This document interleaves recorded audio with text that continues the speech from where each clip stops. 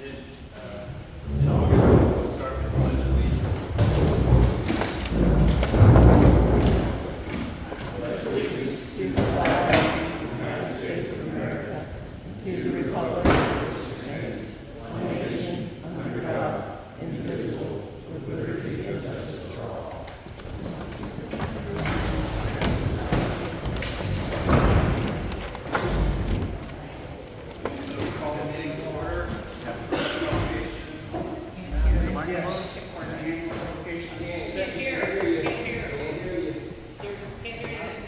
Part of the annual publication of June 6th. It should already be. Just got to put it very close to the June 6th, we did the publication. What was the question? We did the publication on June 6th. Yes, sir. Did the meeting date change after that? Oh, I'm sorry, you're correct. We posted a new publication last week, 7 days, 8 days. We have a forum. Are there any additions or deletions to the agenda from the board? I would like to ask the item K3 to be removed from the agenda. Okay.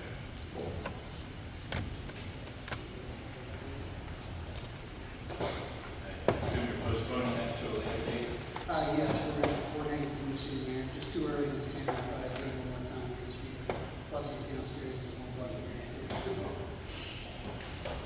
Any other changes? So, I have some changes to the minutes. I need the minutes amended. Yeah, I got a question on minutes too.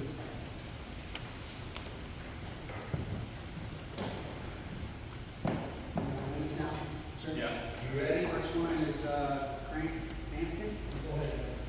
Johnson go first, all right. John, you're up first. Mark right here on, I broke my glasses, just coming in here. Page 7, you misquoted me by leaving out the word not. I'm sorry, where are we at? We're talking about the invasive species. Number 9, number 10, or the top paragraph? No, this is page 7. There's no numbers that I can see. Hold on a second. I got to throw my glasses.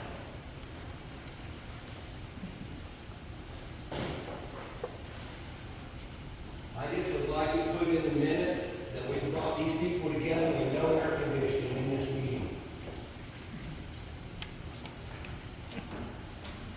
Okay, so the amendment on the minutes, because it says here, district responsibility for the invasive trees and the district right of way. I got it. Okay, it says that I reiterated his belief that landowners today should be, is what you wrote, Mark, responsible for actions from decades ago. When I said just the opposite, that today come from another sentence, and then you left out the word not. So it actually changed the whole narrative of what I think it's pretty impressive there. I got it, thank you. Okay, the second one, we're looking at right above number 10. I asked Mr. Nelson and you also about, are we pursuing a special improvement district? Are creating units? 2 or 3 times I was told no, and now we're doing all kinds of stuff like that. You've got the South District, the South Unit in your budget, and I didn't say that. Y'all said something completely different, now you're doing something different. And if you go to page 32 of your board pack, you will see what I'm talking about, which I'm just kind of scrambling when I broke my glasses, I don't even have it. If you go to 32, you'll see what I'm talking about. You've got the South Unit listed. So what I'm hearing you say, is you'd like to go back and listen to the tape again for number 9, make sure I have it accurate. Number nine, and the one that's got, maybe it has a number 8. Yeah, I can't really see that good with these. Anything else? Not listening. Okay, Grant? On the C, approval of the swearing in of the new supervisor, Timothy Dooley. What page are we on, please? I don't know what page it is. Page 1.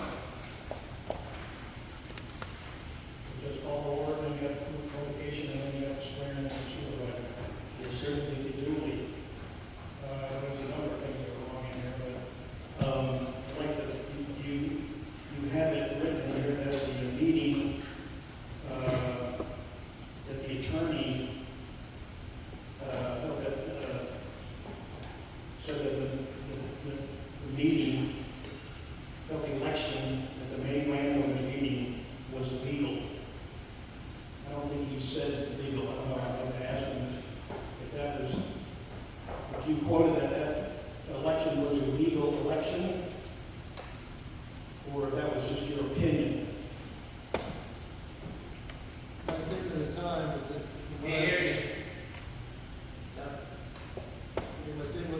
from what I observed at that time, that it was my opinion that the election conformed to the requirements of the statute. Okay, well, he's got it written down here that you said it was legal. Right. So That's roughly synonymous. you didn't say it was your opinion, you just said that you said it was legal. So that's about it. You can discuss that with him. Also, it goes down, what I said about the statute, about Mr. Nelson, should be abstained from voting. There's a lot of what I said there is missing, and I didn't even quote the statute that I said, and I read the whole statute in there, and it's not written in there, so these minutes don't reflect anything that I said, very little. You have to keep accurate minutes.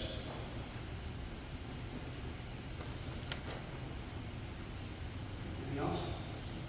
Well, I don't know if we can accept these minutes as they are, because they're not correct.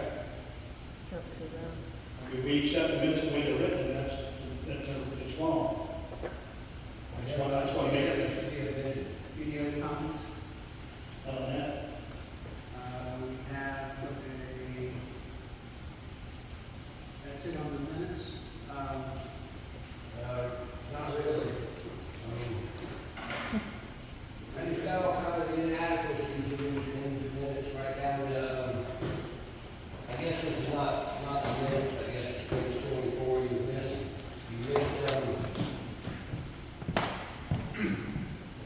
missed, misnamed, mowing contractor. We've got a 66-page agenda with a 101-page board back. It's just like the air conditioning. I'd like to put in the minutes that we gotta get better at this. We were supposed to come check for lights and everything else, we should have known the air was working. I apologize to y'all, but I don't like it. President Nelson, if it's okay with you, we can postpone these minutes to the next meeting, and I can take up listen to tape. Okay, well, we review the, I can't tell you, it's not my intent to do verbatim on anything, whether it's board comment or public comment. It's to summarize the action. So I'm not intending to quote comments. So I'm not sure if everyone's exact words throughout the meetings are going to be in here. Hopefully the intent will be that. Just one more thing, real quick.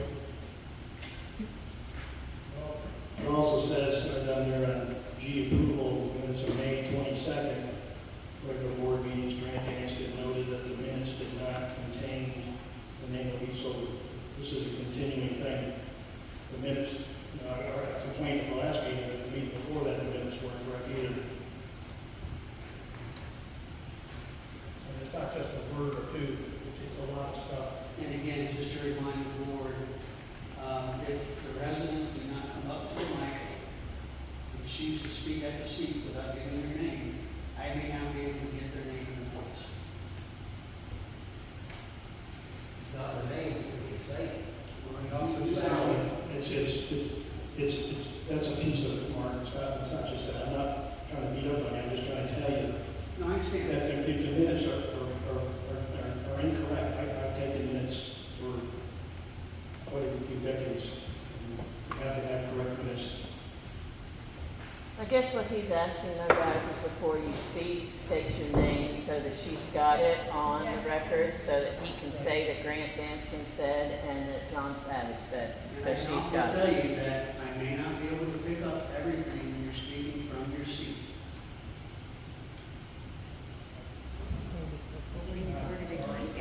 Karen Ledford.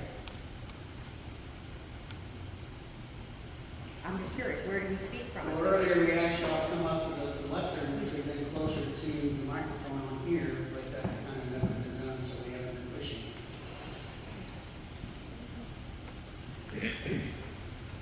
So I think their decision was to not vote on these minutes until there's some corrections, maybe go back and review this. Okay. So I can move on the agenda. Engineers matters, open permits. We introduced this item at the last meeting, it was just a standing informational only item. If it's ever anything different, I'll certainly make it clear in the agenda item. This is just an update from the last meeting to show the status of various permits outstanding in the district. If you have any questions, you can have an answer.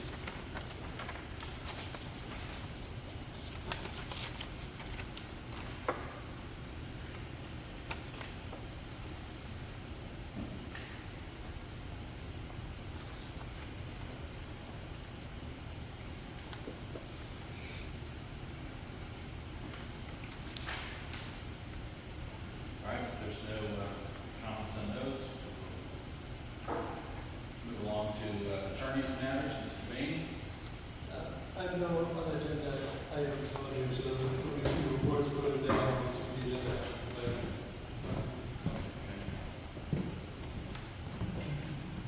I have no idea what he just said. Not a word. He said he's going to have comments on items farther down the agenda, but there's no attorneys. So, financials, the managers matters. This is the second month of financials with the new banks combined accounting mechanism, so there's still some tweaks I need to do on the formatting of these, but essentially we're still tracking a little bit over, I think, in terms of the budget in some items, and a little less on others. Again, we'll clean up that at the end of the year. We may be slightly over total expenditures, come back, obviously, during time, and go through, be ready to go through one by line. For now, it's just informational items. Okay. Then move on to number 2, managers report. Any July, August. They speak for themselves. If you have any questions, let me know, go ahead and answer. Hearing none, we'll move on to item 3, status of sub-lateral inspections and cleaning. I do have a couple, on 1H3, there's really more of a question. The question was, is there going to be a published ditch schedule on the internet? If not, how are they being prioritized? We were trying to get on a published schedule, I wouldn't say different, we were trying to get on a schedule that it could break the gun and stay on it and published. But with the delay in the mowing and thus delay in the spraying, I went back to the worst of the worst. And so, until we get the spraying, I want to focus on the worst of the worst so that the ditches will be ready for spraying. How do I prioritize the worst of the worst? I published a ditch inspection sheet very early on in my tenure, and I continue to use that to prioritize, to rank the ditches for repair, pour, and good. And pour is where I'm focusing the cleaning until we can get caught up with the sprays, and then we'll go to a published schedule. So at this point, the sub-optimal cleaning is continuing. I know that there's been some concern about where they're at recently. However, there are homes on E4, and we're going to be stopping and cleaning at the north-south canal, and then moving on to other operating ditches. We'll be avoiding the ditches that don't have any investments on them, primary homes and businesses, and just be focusing on those roads. So there may be some bad ditches we don't do only because they're not serving any portion. You just said you're going to be avoiding those ditches that are not, that do not have homes or businesses on them? Yes, ma'am. Okay, thank you. Karen Ledford.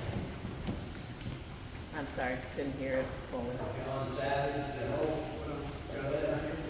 You said you were prioritizing the canals, The ditches, yes, ma'am. and how were you doing that? Through a visual inspection and ranking, and those that rank poor, we get attention before those that do not rank poor. And again, it's a visual from what that you're looking at. It's a combination variety of things, from the growth of vegetation, to the overhanging limbs, to the access. I guess I'm asking, where are you getting these visuals? From the air? Are they old Oh, visuals? no, I'm driving them. You're driving them. Yes, later on, there's a ditch inspection sheet that you can see, and it adds in there the dates of the last inspection, the dates of the last cleaning. And I do need to get out and take a look at some of those we've cleaned in the last year, to see how they're doing. So far, we're just focusing on the ditches that have not been cleaned. But without the spray, we may have to go back and hit a ditch that's already been cleaned, because it may have overgrown itself again since the last time we cleaned it. But you're looking at canals that have been cleaned within the last year? I'm looking at all the ditches. All the ditches are ranked. And that's further in the packet that was sent out? It's the color map for the packet, yes. Okay. Your name, ma'am? Michelle Platt. Thank you, Michelle. John, you said you want to add I wanted something? to reiterate on what Karen just said. What did you say, Mark? You're avoiding the ditches with the houses on them now? I am avoiding the ditches that have no adjustment on them. Primarily, Be closer to the mic, please. primarily the former IMG ditches. I do need to talk to the Platt family about cleaning their ditches, if that's something they desire. I know it's been a long time since we've been out there. And I didn't want to just go out there, open the gates and clean your property without talking to them first. So if you all would like to, I didn't recall, but I think Cody was you. And so I'll be talking to one of you all in the near future about your interest in getting your ditches clean and how we go about doing that.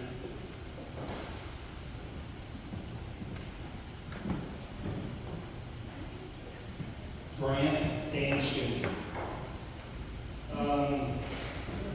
Just last week, they went down and cleaned my ditches.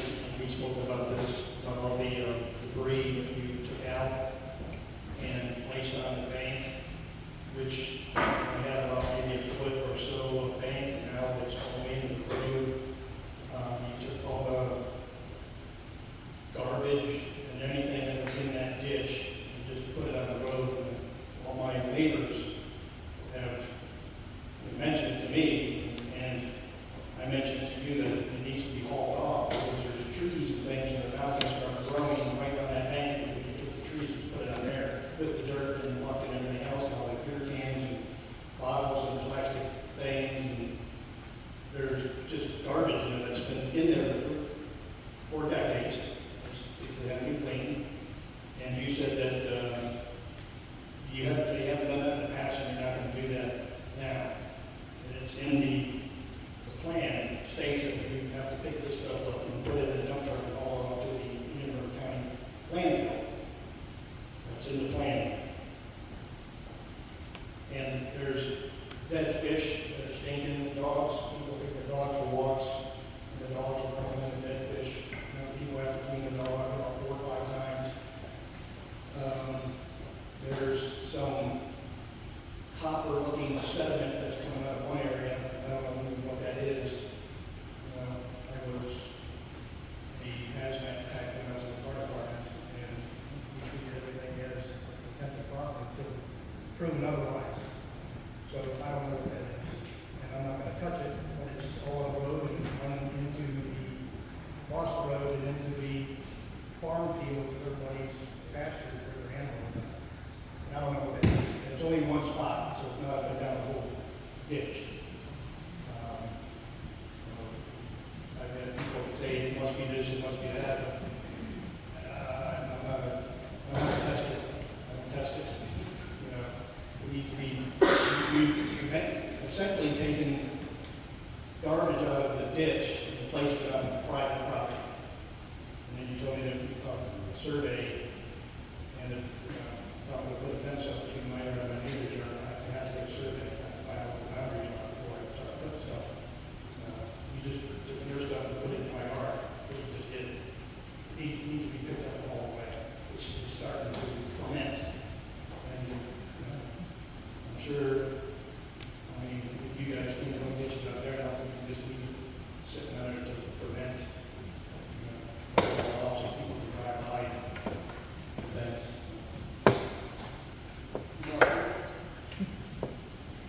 John Savage, I just wanted to make sure I was clear on what you were saying to Karen. You're saying that you're avoiding the ditches like IMG roads where there's low housing count or no houses? I would go to no houses. Okay, well, the reason why I'm asking is because the first half of the board pack talks about the Jack Berry Road and stuff like that where there's no houses, no access, no nothing. Is that something because in the literature you gave us a week or two ago, it showed like 35% of the asset assessment going to that. So I'm just trying to be clear on what we're talking about here. I'm talking about over the next 2 months prior to the next spray. Okay. Yeah, thank you. After that, I will begin on a regular schedule that we can post. The year term will come up when it comes up. Okay, thanks. Item is, status of civil Status liability. of Silver Ramona, we had one commenter for that, John. What was that? We're on status of Silver Ramona. Page Oh, yeah, I just wanted to let you know that in your pack, you've got the wrong contractor listed for the mowing. If you say Orchid Island, it's A quality, Bush Hog. No? Yep, No, you're Yes, right. page, You're right, you're right, you're right. page 20, no, that's, no. You're right, John. Page 24. John Miller. Can you hear me? That was one of my questions. I picked up on that too. The other one is on the second paragraph of that. It says that there'll be aggressive subliminal cleaning for 77, and it will reduce the service in the rest of the northern side of the east unit. Why is that? Why would we get reduced service because another one needs more work? Again, this would be after the spraying has occurred. But after the spraying has occurred, everyone who's paying full assessment should get full service. So at some point, we're going to be down south of 77th Street cleaning ditches.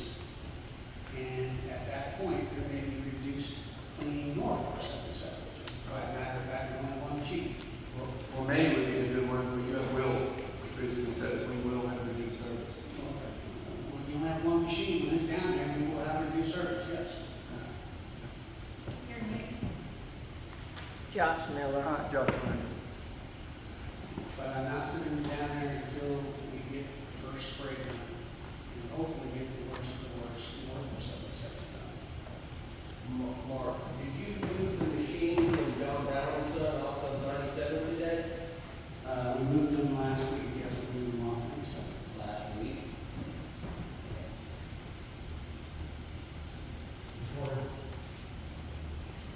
As far as the mowing, board, they got delayed because of some employee issues. They will not get back to us till after November. Sprayers have told us it makes no sense spraying in tall grass, and then just killing the grass in the bank instead of getting the water. So until we can get that mowing done, we really, be wasting the spray. So we're just pushing everything by a couple months. This will also allow the street care guy who's out there now to finish his contract and thereby open up a number of ditches that have overhang issues. So it does have a little bit of a work too. And once we get back on spraying in November, December, that'll be our regular schedule. So we'll just continue forward every 6 months at that point. Mark, John Savage, how many hours you got left on that contract, Mark? I won't know that off the top of my head without going back and looking at the office. I'd probably say we're over halfway done. Over halfway? Okay, thank you. That's all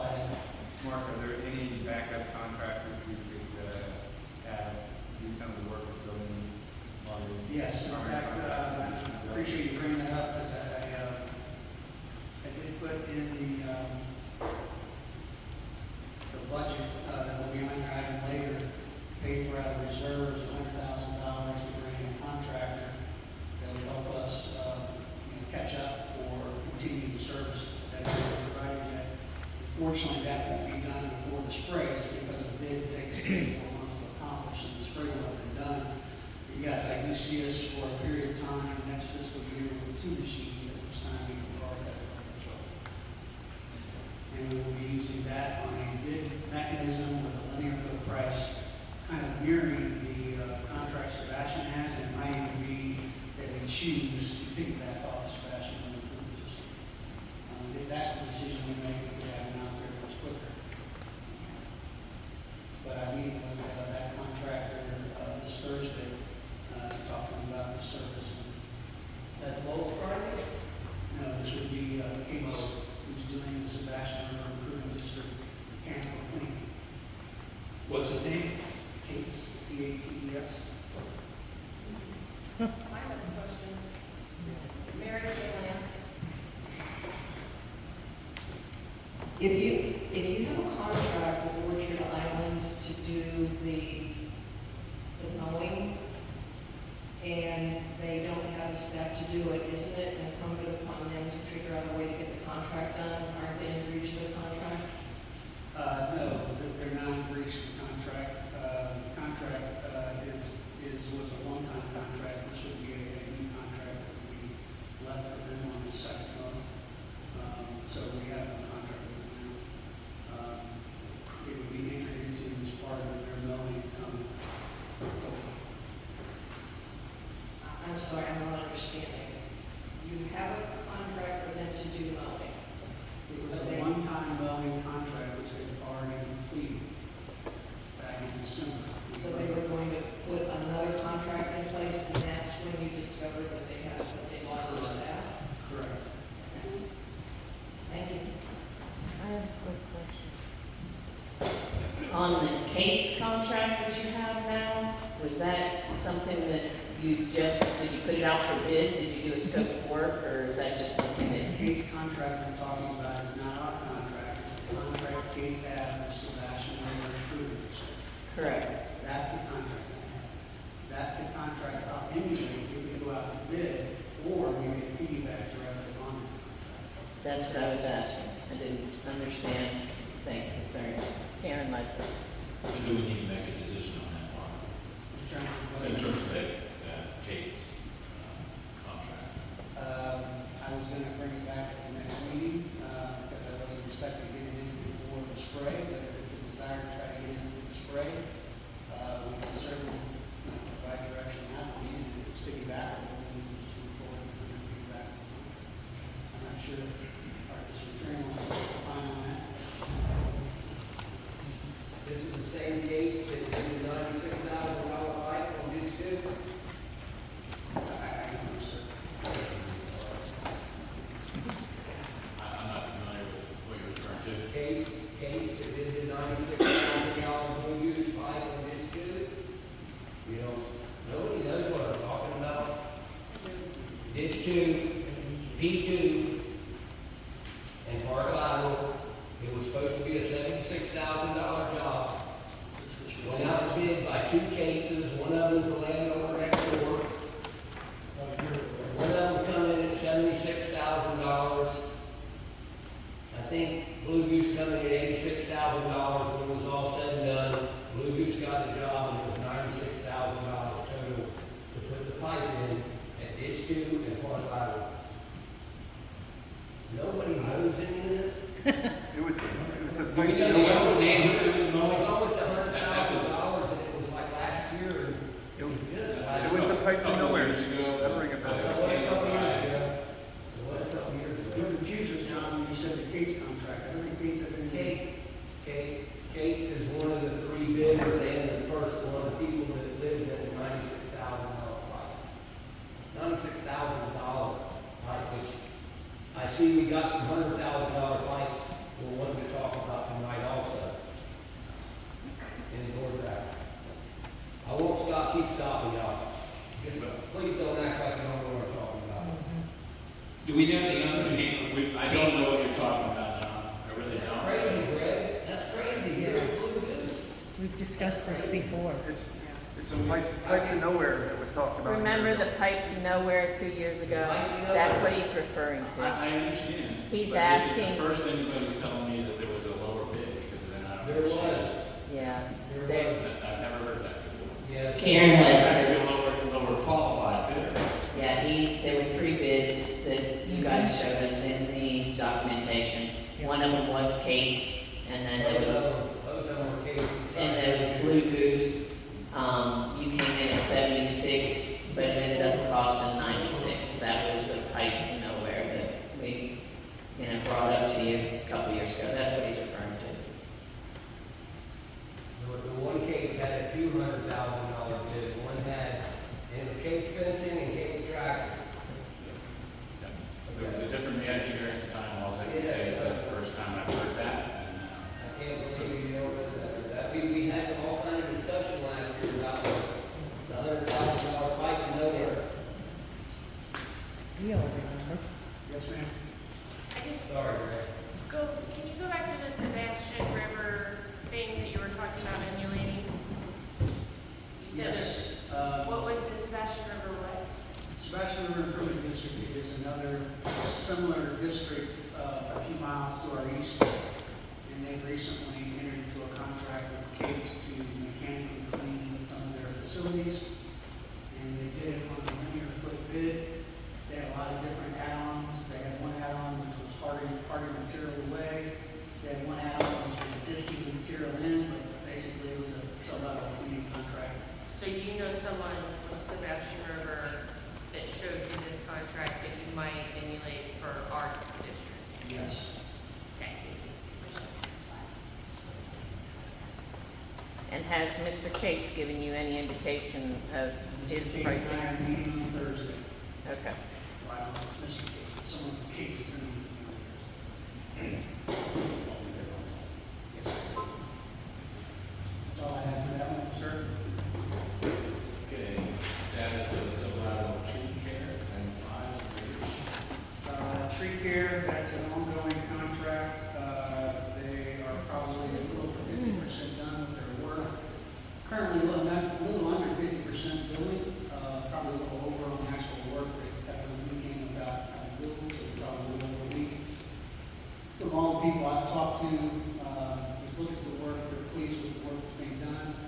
And basically, they're just removing the obstructions from the ditch so that a person in the back of the spray truck can hit the water. So it's primarily the overhanging limbs, any near-side shrubs or near-side saplings that might be getting in the way. And while they're at it, they're trying to take care of any far-side trees that might be growing within a foot of the bottom. However, they're just killing them, most of the palms, that's most of what it is, and not actually taking them all the way down, just killing them. But the hope is, and they provided a map of all the sublaterals that have more than 40% of the frontage with overhanging limbs, and our expectation and hope is that they can get through all of those before the 35,000 runs out. And it looks like we're on target for that. We do have a volunteer through Brown & Son, which was the other contractor that we had received some higher rates for, who's offered to do a week of free service to give us a second comparison in terms of efficiencies and quality.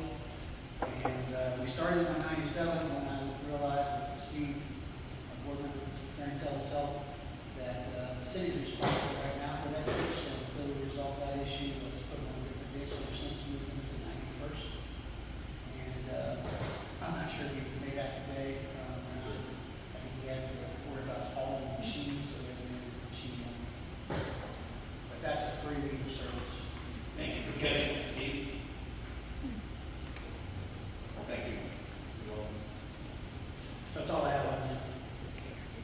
Perhaps I will add that we do have 35,000 in next year's budget. Instead of hitting the sublaterals that are less than 40% covered, I was thinking of moving on to some of the ditch ends that have overgrown, that we don't have access to. And the tiny ditch ends, there's some ditches that actually have trees going along the side and you can't even access any part of the ditch. And so I'm thinking for the next one, instead of doing a continuation of the overhanging limbs, that we instead do a bid and do clearing. We'll bid parade clearing costs. Let them worry about how to deal with the material, whether they want to grind up and leave it there, or burn it, or haul it to the dump. It's their issue, we just want to get them the end product that they want. And, we're working on that today, if that's council's project over the next couple of months, get that out. Since it's not going to be spray related, it's not critical to have it done by the spray. If the board instead would like to go after the rest of the overhanging limbs, 35 to 25% to 10%, we can just continue this one contract and do that. So it's up to the board which way to go there, but I'm leaning towards doing some real clearing. One, it gives us some ideas of what those prices are, but also real competitive bids. And two, we'll open up some areas that we clean, but we can't clean with this in the process.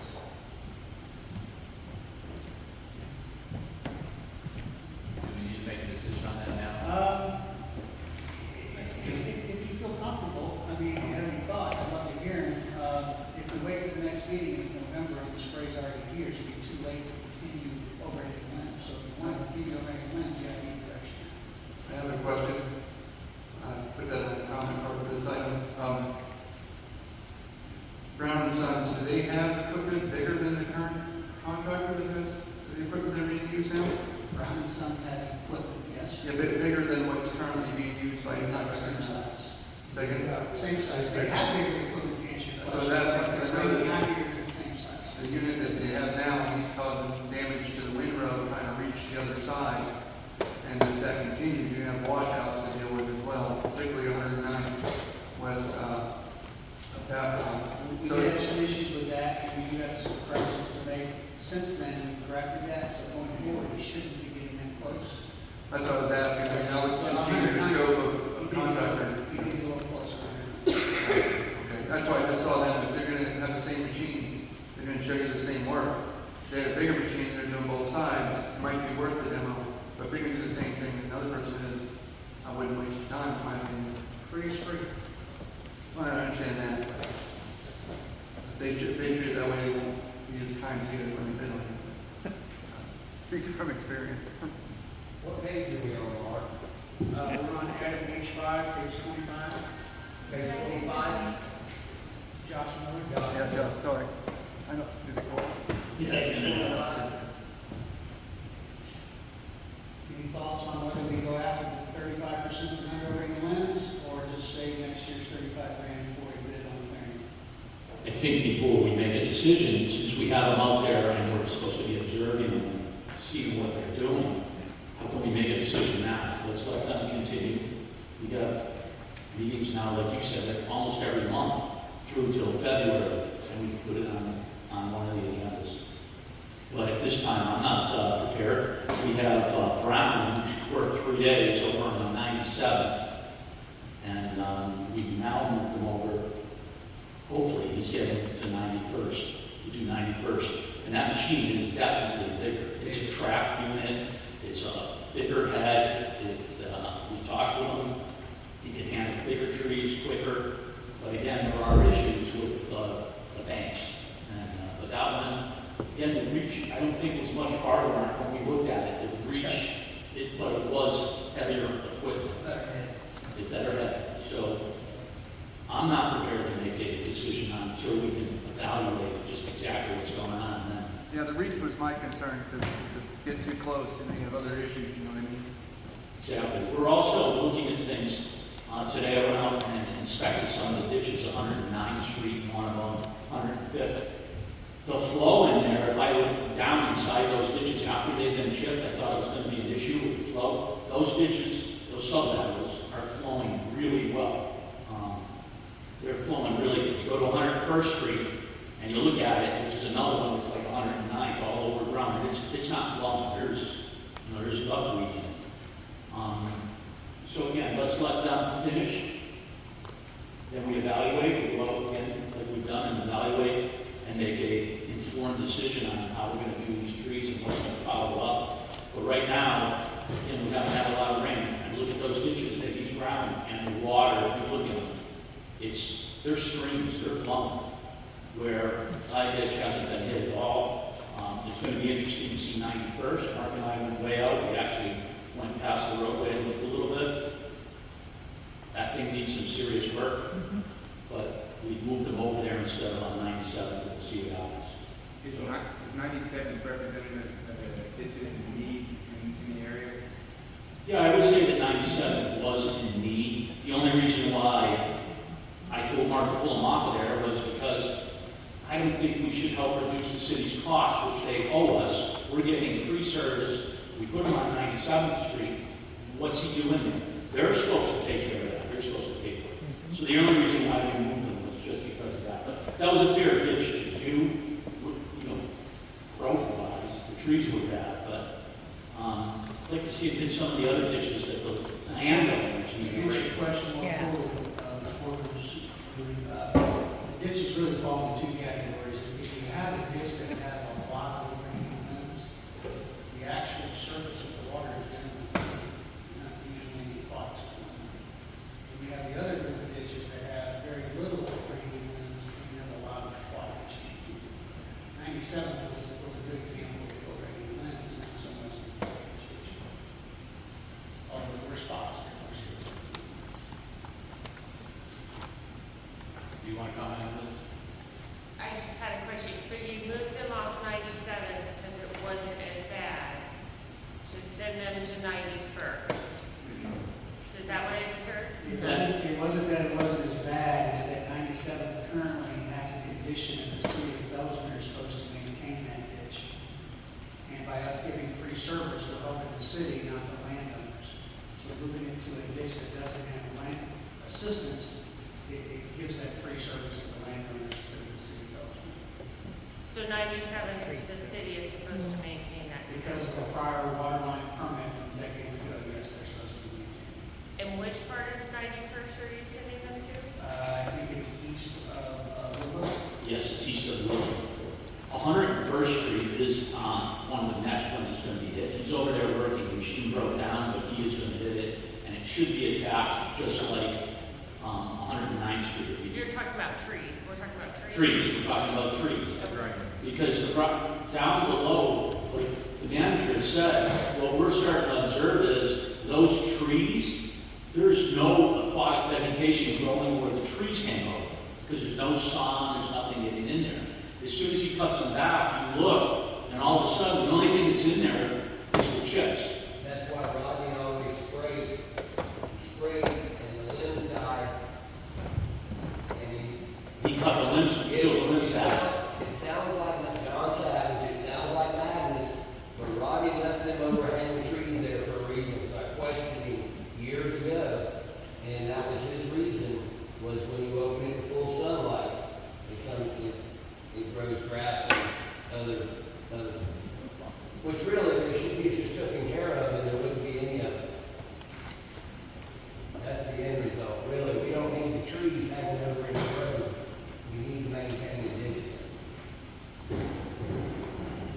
That's all I have. I think the conclusion was we're not really ready to make a judgment on that yet.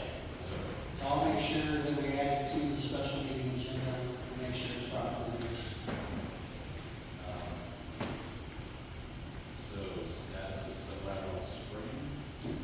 Again, we've kind of talked around that already. That's going to get delayed because we only got delays. We're going to get to that as soon as we get to the moment.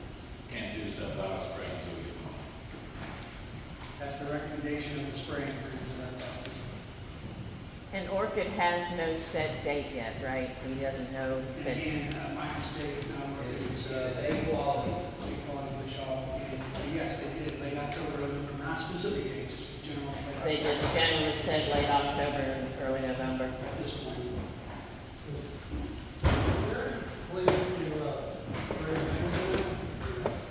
I'm sorry. Are we going to spray main canal at all this year? The main canals are done on a separate schedule. It could be the same, but it's not tied. So we did an inspection this week, Mr. Grantel and I, and also Mr. Dooley. Park Louder is pretty clean, but the main needs a good look at. And Louder Review's got good spots and bad spots. I don't know if the whole thing needs it, or if you're out there, you're not going to spray the whole thing. I don't know how that works. We'll look into that. But yes, we will need to be gearing up. So once the new fiscal year starts, we get started on spraying the main for sure. Yeah, let me just say something on that.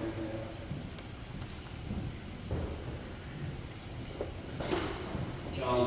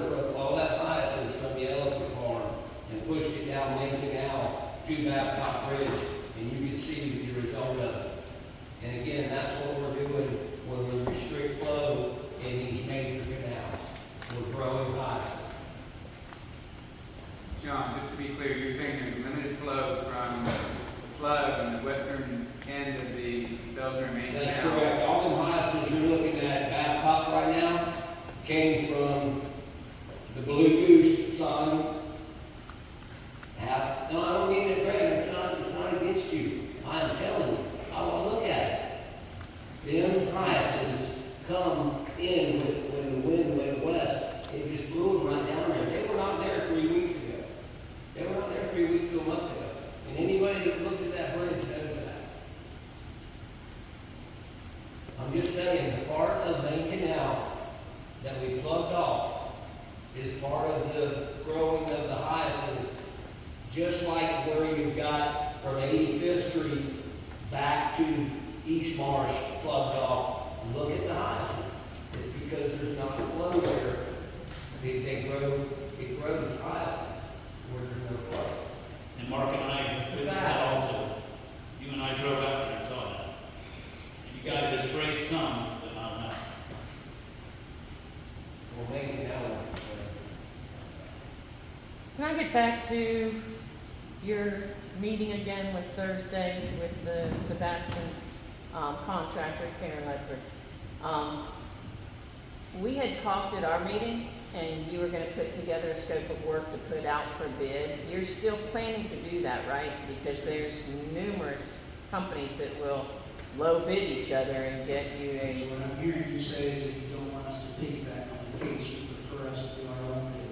I would love to see your own bid, simply because whether Mr. Cates comes in at low or not, if you put it out there and you have 10 companies, then you know you're getting the best price for your money.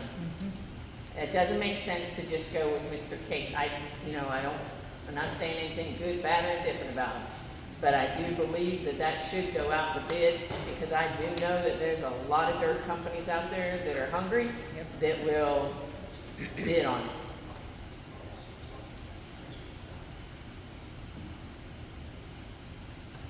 Kate's was extreme on the $96,000 pipe. They were over $200,000 when they bid on that new culvert pipe. Over $200,000, and it come in at 96. Just so you know. I don't know him from Adam, No, we and I'm not saying he's gonna be high, low, or indifferent. I am saying that if you can please put it out there for bid, you're gonna get your best bang for your buck. I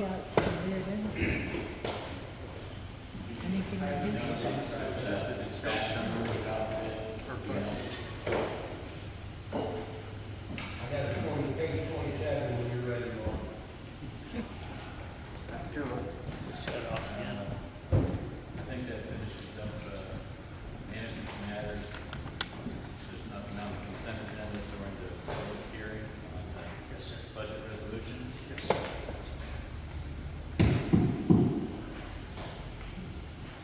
For item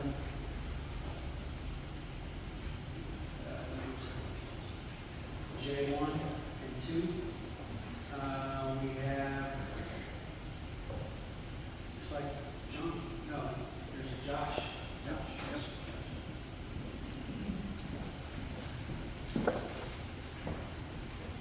Okay, I got a few items here. Under revenue overview, you have the projected revenue for 24-25, which I'm assuming should be 25-26. You have that title in 2 spots in the narrative. But more concerned with the first bullet item, the tax revenue of $819,910 does not match what your tax revenue total is in your budget. Thank you. I don't know where that 819 came from. I'm trying to do some math, but it's just not matching on page 30.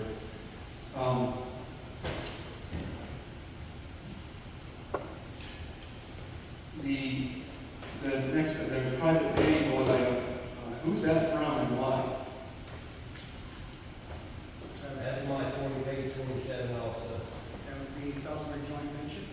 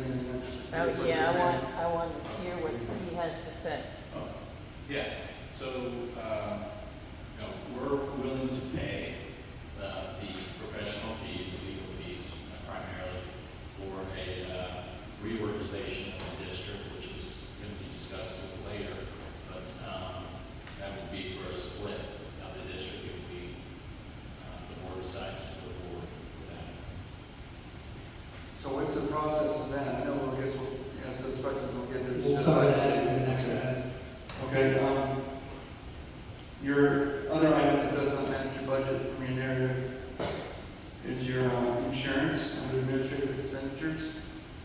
You have 28,600 there, which that doesn't match the number on page 30. And 30 you have 17.5, so you're under budget on that. 28 is correct. That's all I have on that page.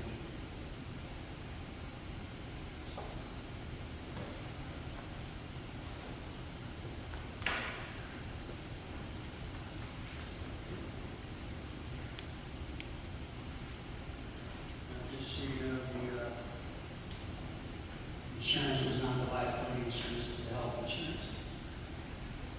51.4 at the end. I got you. We're good. Thank you.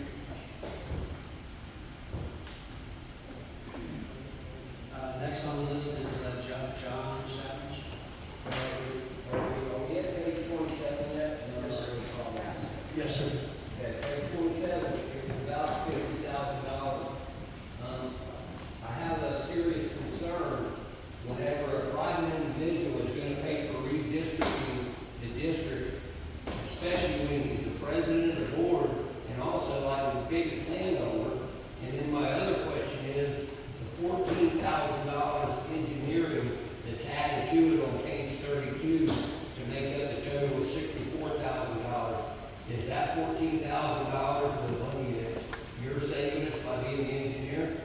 No, What is that $14,000? that is private applicants who pay permit fees for review. Okay.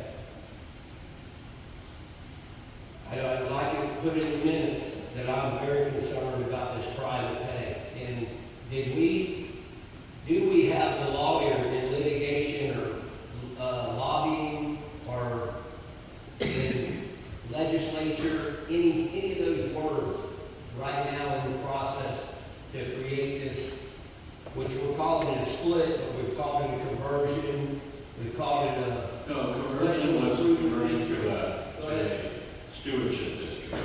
That's what we took out of the budget earlier. Now we're talking about something different, which is really a contraction of the district. And I think on page 32, you still do call it like a, I think it's page 32. I believe it's part of the budget of, Page 30. you called it a conversion for the, I want to say like for the lobbyist or whatever. My question is, are we paying the lawyer, this lawyer firm, or any lawyer firm to lobby in Tallahassee or taking anything to legislature? No, the board hasn't. Nothing right now. The board hasn't approved any contracts or Nothing done right anything. now. And requires a vote of this Thank you. board. Yeah, thank you. Anything else, John? No, I'm good. So, Got one thing. Who's Chris Lyons? It is an attorney with our. can't hear you. Chris Lyon. Takes a second. There you go. Chris Lyon is an attorney that works with my firm, Lewis Law and Law. Is he a lobbyist? He is. Okay. Does he have any meetings with anybody in Tallahassee? Coming up? I don't know that. I know, this conversation has been swirling around the district. Right. So I know, his office gets calls sometimes. I don't know whether he's at meetings. So the district, the Fellsmere Water Control District did hire him? You hired our firm to serve as general counsel.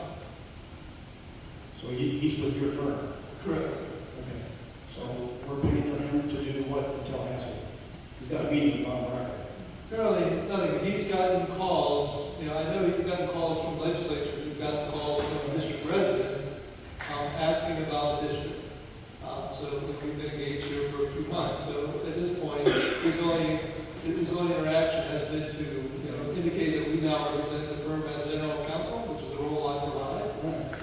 And then, these questions have been coming up that we're going to talk about tonight, that come out of the conversations obviously Mark's been having with the community and others. Okay. So he's with your firm and he's going to lobby for the water control district, I guess? We didn't.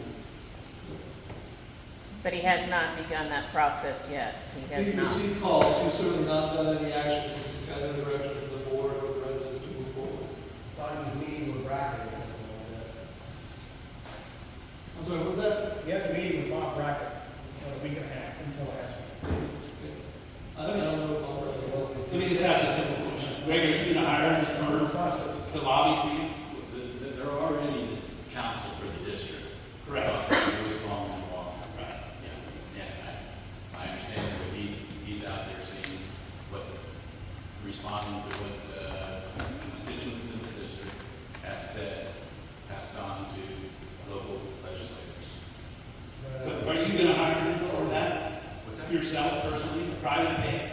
No, he would be working for Fellsmere Water Control District, okay, at the direction of the board. But we have Not head on. That means we'd be paying for it. I mean, who directed him to go against the top rank? So if the decision of the board is to go forward on that, Fellsmere Joint Venture is willing to reimburse Fellsmere Water Control District for the professional fees of preparing that legislation and moving it forward in the legislature. That's wrong. That's so wrong. That is so wrong. Why is it wrong? You guys just do what you want. Okay, let's let Josh. I had other questions, but I guess I'll stay on topic. You're benefiting as a private entity for this split, but using taxpayer dollars to do so, that's why it looks like it's wrong. I know there are private partnerships and stuff like that when it comes to donating or giving money to the Why do you say that we're benefiting from it? Well, this is your move. We didn't want this. Yeah. We don't want that. I don't know why you think everybody here wants to leave, doesn't want to go this or be separate. I don't understand that. Well, I would say, when you're filing ethics complaints and making allegations of misappropriation of funds and things like that, that shows that you're not happy. Accountability, that's all we want. Yeah. Correct. I just want to back up and change the topic. Mark, when I mentioned the 819,000 on your revenues, is that an incorrect number? Or is that the number you should be using? No, that's probably just a number I forgot to update. Okay, I was going to say your budget's going to be way off. If you're approving the budget tonight, that's the $100,000 difference. $50,000. Okay. All right. Someone else can talk about it. So we had an attorney that sits on the board to handle the attorney matters for you. And a lobbyist from his firm. He doesn't sit on the board, he's general counsel to the Fellsmere Water Control District. Okay. That's Louis Long and Wall. Okay. And someone from his firm is gonna go to Tallahassee to represent your constituents and our concerns. Is that what you're saying? If you approve, because it's on direction of the board, whether he goes to this meeting that's already scheduled. Is that what I know? I don't know of any scheduled meeting. Okay, but he's not going to any meeting unless you approve him to go to said meeting. Is that? He's not gonna do work on that unless the board authorizes Louis Long and Walker to work on that. And if you approve him to go handle this legislature matter, he's representing the board's interests or the constituents' interests? Could we not have our own person go as well? So, this was a discussion, as I said, I know Chris Lyon has fielded calls from the legislator asking about the district, saying that it seems to be that, as has been the case for a long time, the district's obviously got two very different sides to it.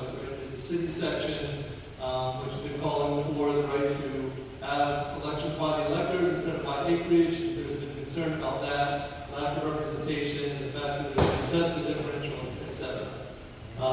The question that was raised, and I think the discussions that have been had, is would it not be more appropriate to have the city section, call it, or the east side, have that level of self-determination, have its own board, have it be elected in whatever manner you want it to be, have the entire board represent your interests, and then have with that idea being the district would contract, so that would be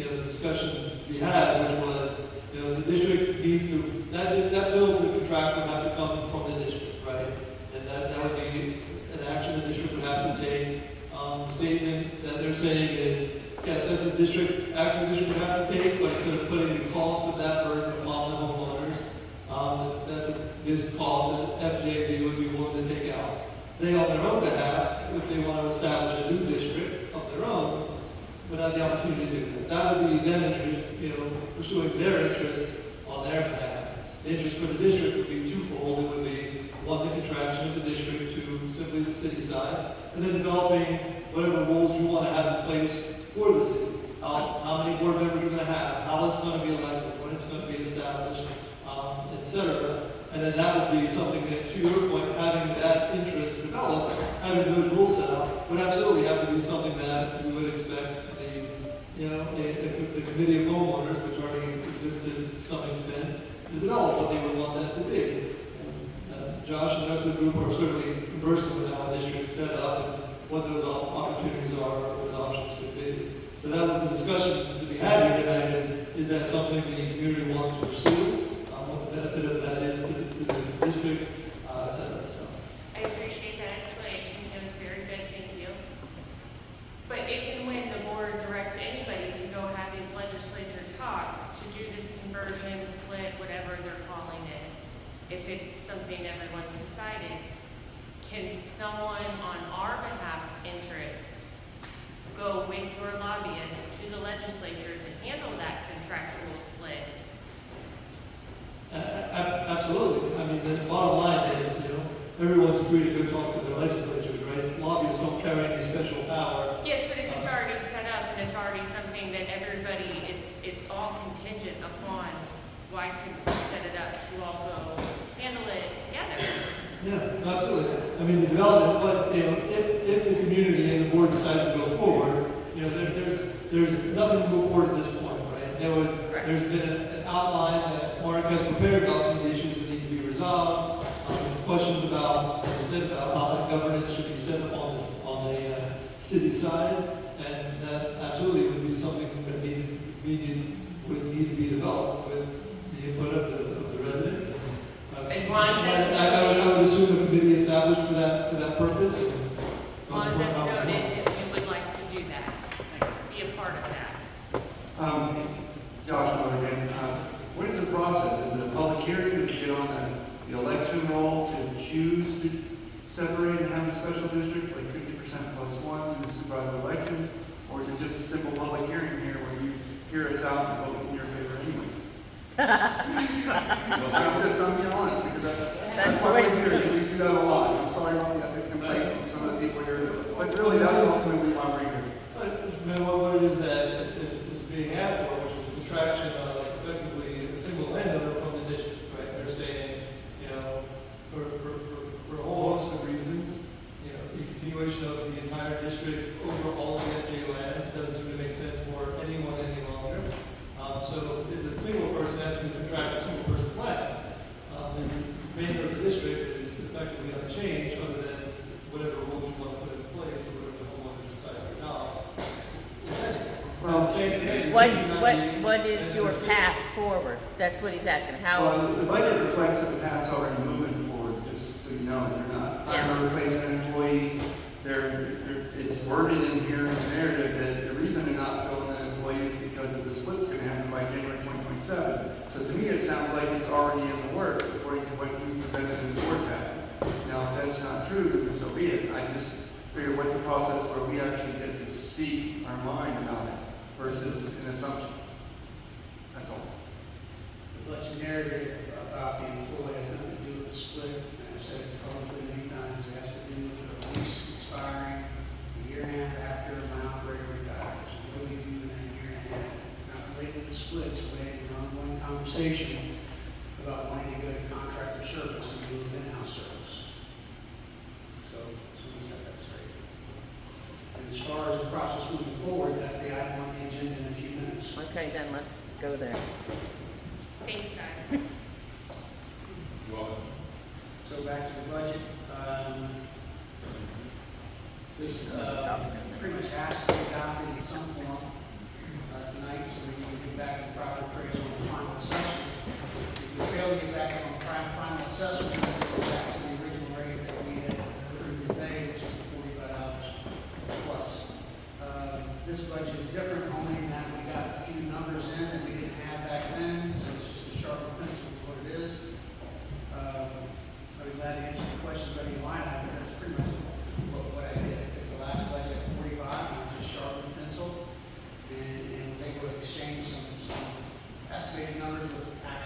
So what is the final number? All right, talking about assessment, Yeah, $40.43. okay, good. I noticed that the south unit and the direct bill is not included in the resolution, is that? The direct bill, we discussed that in the past a couple times, but the direct bill does not run through the property appraiser, so there's no 6%. That's the difference, is the 6%. And for those who pay their bill when it first comes out, they'll also get that same 6% reduction. Yeah, it's just, it wasn't mentioned in the resolution, that's all. Neither was the south unit. $40. $40 and 43 cents. 40. Per acre. Any questions from What the do board? the west side, what's the west side of it? $10. And 23 cents. How much, $10? And 23 cents. $10? So my question has always been on this fee structure and the divide between west and east is, how come the west does not pay for using the canal system? That's figured into these numbers, and their assessment this year goes down. West goes down to 1023, Again, but ours goes up, the east goes up. But they again, still are not paying for the use of the canals. I made that clear from the beginning, that I believe that any use of the canals, you need to pay for the maintenance of the canals, and that's not figured into the CA. That's another one of our concerns. So the history on the property west of the new canal is that those ditches, those canals were built by the farm prior to joining the district. So the cost of those was incurred totally by the farm, and the maintenance of those ditches has been totally by the farm. And we don't ask for any services. We just spent a large amount of money cleaning, lateral main now, info. Okay, that's the water going into lateral U is property to the east of lateral U. That's the way the drainage works. Not true. Greg, did you say that y'all dug the ditches? Or every other ditch? Let's be clear. Well, the sub-laterals that were dedicated to the district were actually constructed by the farm at the expense of the farm.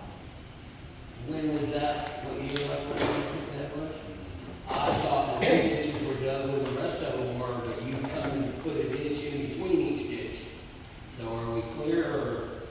I can't tell you what year. I think we need to research that, because them ditches have been there forever. But, my problem with all this is, with this water farm, is we've destroyed 1,600 acres of drainage. Listen to me.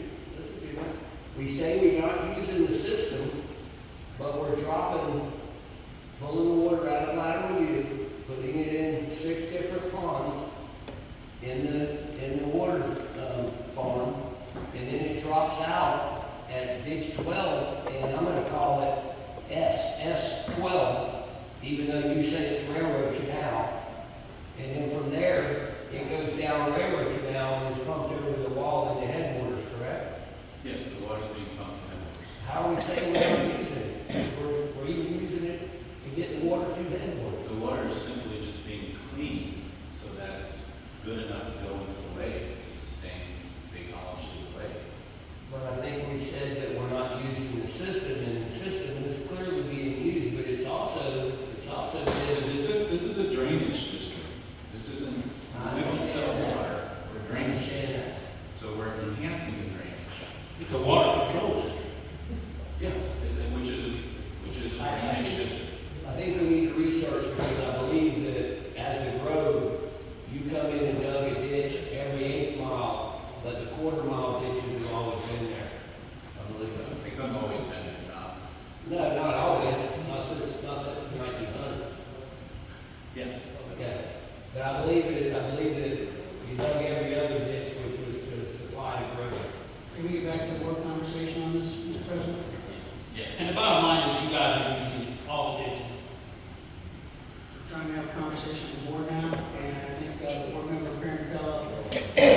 issue of whether or not the Westview should be paying for any canal services. Yeah, at this point, the ditches and sublaterals over on FJD, that's not the point. The point is the canals, the use of the canals. If you're using the canal, whether you're sucking water out of it, or you're draining water out of it during a storm, that is use of the canals, and everybody who uses them should help with the costs to maintain them. Basically, I'm just looking at this, we said 1194, I'm looking at something reasonable to go to have the east pay less and the west pay more to that 1194. Because the FJD benefits also, because they have 7,600 acres that are going to benefit from when the east lowers the cost. So basically, I'm kind of asking that you go to 1194 for the west, and you lower the, 1194 for the west, and you lower the east, so that the east is only paying 39.38. You came up with the 1194, if I believe that was the maximum assessment we adopted in May for the Westview, correct? Yeah, because that's all I can ask for, because it should be more if you figured out, I didn't give you the numbers last week, if you figured out it should be up around 13 something, but I can't go higher than 1194, so you refigure it out. They save too, FJD saves, because you guys are on the east side also, so your assessment goes down on the east, but it turns out the wash, you're kind of, it's like for, the wash comes out to like $1.05 difference when you look at everything. If you're saving over here, but you gotta pay a little bit more over here, it's semantics, but it addresses that canal use. That canal use, when we do the split, it's gonna be an issue. I'm sorry, which canals you talking about? You is gonna be an issue. And, I mean, when I say canals, I look at them all. I don't say like, the school over here, when they talk about the schools, I pay for the school way down on the other side of the county. Because I'm looking at it as canals in total. Park lateral, which water's coming through, we were there, we were watching, water's coming through from the south into Park lateral, which I actually am happy to see because like Mark and I saw on Friday when we did the inspections, that current is keeping that activity in those canals. But that pump, Mark and I went and looked at that pump, and now there's one broken pump, one electric pump they were hauling out, there's still two in there, and they're moving a lot of water. You're moving a lot of water with those pumps. That would be flushing out the main canal. It would help keep that main canal open. I just see that using the canal from day one since I got here, I said, you gotta pay. The West has to pay the fair share for using the canals. This project, everything goes on to us. It's the east. Ours goes up, yours goes down. I mean, that's like ridiculous. Of course, out of pocket, the district hasn't spent any money on 10,000 acres west of lateral U. I don't know how many years it's spent it. No one can remember. Nor can a lot of these landowners. What was 20 years some were saying they haven't been addressed. Mark and I are in constant battles about taking care of that South It's fighting for you saying, I gotta get something down, I gotta get them down here. I say, no, that South doesn't need it until we take care of the majority of the landowners up here. Why is there a priority? Because of homes. Because the priority is out of their homes. You have farmland out there. We looked at some of the ditches and you're maintaining them. You're maintaining the ditches over there. Yeah, at our expense. Yeah. So you're doing it. And I told Mark, I says, yeah, that's fine. We should send them down there. But let's take care of the landowners in the city, these ditches up here, and we have. He wants to bring in another company, so now we have the contractor and our own guy that we're going to contract with. And we're still in a debate, Mark and I are still in a debate about how that's going to work and manage. But all I'm saying is, back to the canal thing. You're using the canal, you got to pay for it. That's the point. And this number does not reflect the maintenance of the canal. That's the whole point. So I am in good faith. say, I can't agree to this budget, the way it stands. So what is it? Repeat those numbers to me, or recalculate. So I had calculated that it would go up to 1194, which was maximum. It should be, if we did split it, Mark did it on Friday for me. It was Friday, Thursday, we met, and he did it. I don't think you saw that, but we had a number and we did it. But I know I can only go up to the maximum, which was 1194. It refigures and it drops down the landowner's assessment down to, which the South District benefits from this also. So it drops theirs down to 39.38 instead of 40.43. I know it's not a lot of money, but it's a lot of money to us. It's a lot of money to us. Some of us have large plots, It's a lot 300 of plus money, acres. especially when the district doesn't ever come and do anything for us. And that is the point that we've been trying to make since 2023. So do you want to do that in form of a motion? Yeah, I would like to do that in the form of a motion. I'd like to see, Motion. yeah, I'd like to see that the assessment for the west side go to 1194. And then the assessment for the east go to 39.38. Okay. What was the west again? The west would go to 1194. We can't go higher than that because that was put out on the trim notes. Even though in 2018 it was 1250. In the trim notice for this year, it was 1194 is the max, is what he's saying, so that's all he can use at this point. That's correct. It should be more. If you look at the numbers, it'd be up around $13. Unfortunately, I've been bombarded, as you have, with, He's coming. I've been bombarded, as you have, with a whole bunch of budgets. I got one on 8.6, and the numbers are completely different than this. They are at that $13 mark.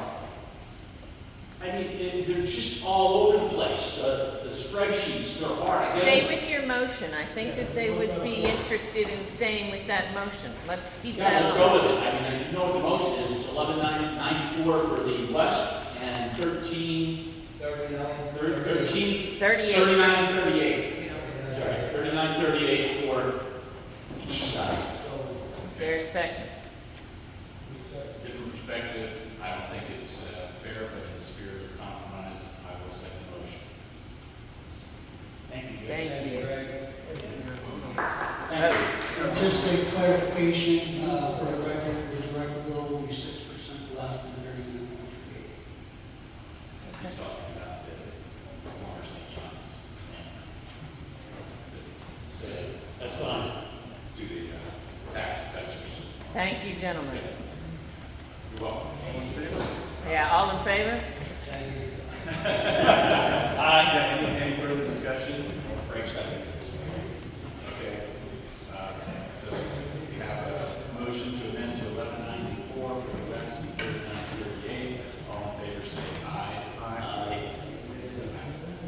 So basically, that's an approval of resolution 2024-2517. Thank you.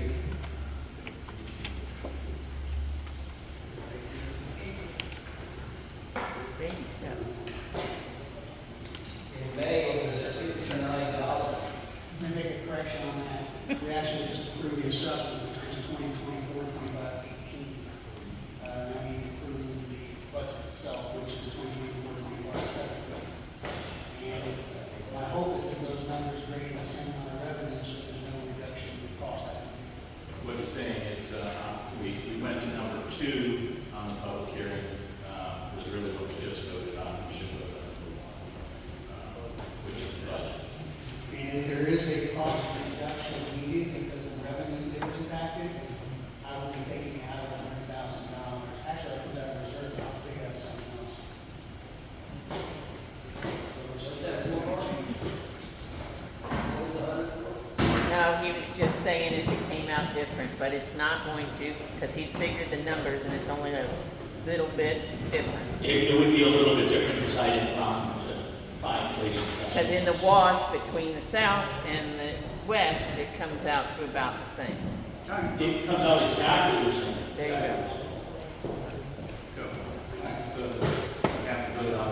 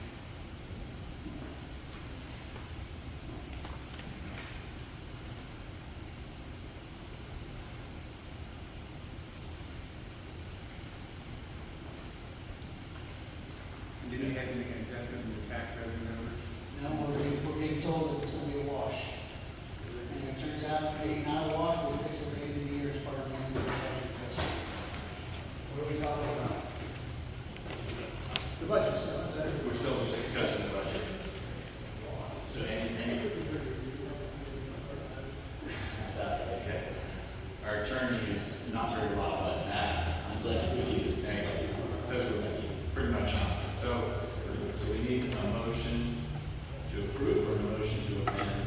Motion to approve, there's nothing to amend the budget, just to approve. I make a motion that we approve the budget as set for us. Second. So we have a motion and a second. All in favor, say aye. Aye. Motion passes.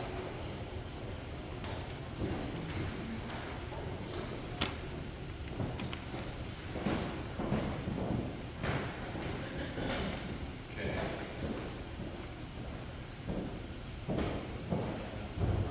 Usually the city water line permit to the next meeting. For action on item K1, continue the engineering contracts. Okay, so we have these contracts with the three engineers. Yeah, for engineers. We do have a request from Josh Miller on K1. I think I asked this last time about the three competitors. I noticed one of them is a consultant more than an engineer. Do the other two engineers know that they're going to be competing against each other for this? For working together?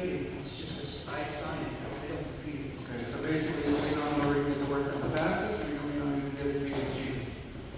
Both. Today, I was just their curious. services are paid for by private parties, so it's really gonna be on how they do on the first couple that I give them. If they do timely and they do well. What do you mean paid by the private party? Applicant, the applicant. Oh, okay, got We only use our engineers to review complex permits. it. Got it, okay. Okay, I was just curious. Private applicants. I don't operate that way. I'm just curious, you know, most engineers can find out someone else is on the docket and say, I want nothing to do with you, so I just figured I'd ask. Okay, thanks. So we've talked about this multiple times, it's been on the agenda, every time. I probably should put it in consent, but I put it here. Glad to answer the question we had. Two of the engineers are going to be your typical civil engineers, they can do permit reviews. The one that you mentioned was a consultant, oil consulting, they're a modeling firm, so they're the ones we use if we need to do something, in regards to testing scenarios and running models, things of that nature. Any questions from the board? No prior relation to the board? None of these three engineers? No. That's No. none. Okay, thank you. For the record, Bowman's got a new survey lead. I know him personally, he's really good. You'll find that he'll get things as accurate as possible from the survey. Survey, who says survey? Bowman Consulting, yeah, they hired Chris Serravo. He come over from ISS, he's very good. And you'd be very well used, well-rounded to use him. Again, this doesn't preclude us from using other engineers as we need to, as long as they're using $35,000. Now, Mark, do these rates, be the same for the 3-year term? Yes.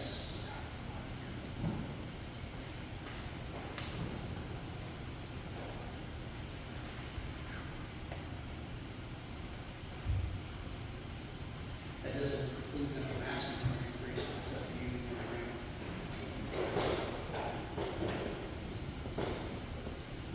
Okay. Have a motion to approve these contracts, continuing engineer services. I think that motion, we really just need to move the contract. Second. All in favor, say aye. Aye. Motion passes. Okay, next, we have the interlocal agreement with St. John's River Management District. I see we have a placeholder there, but we're ready to address that. I think that's why there's some ways that they're all legally. And so, obviously, we talked about the proposal with St. John with the Water Management District at the special meeting. They have come back with a proposed amendment to the interlocal for the board's consideration. The terms of this are that they do agree to pay, as kind of half the fees, split the baby this year from the original agreed amount.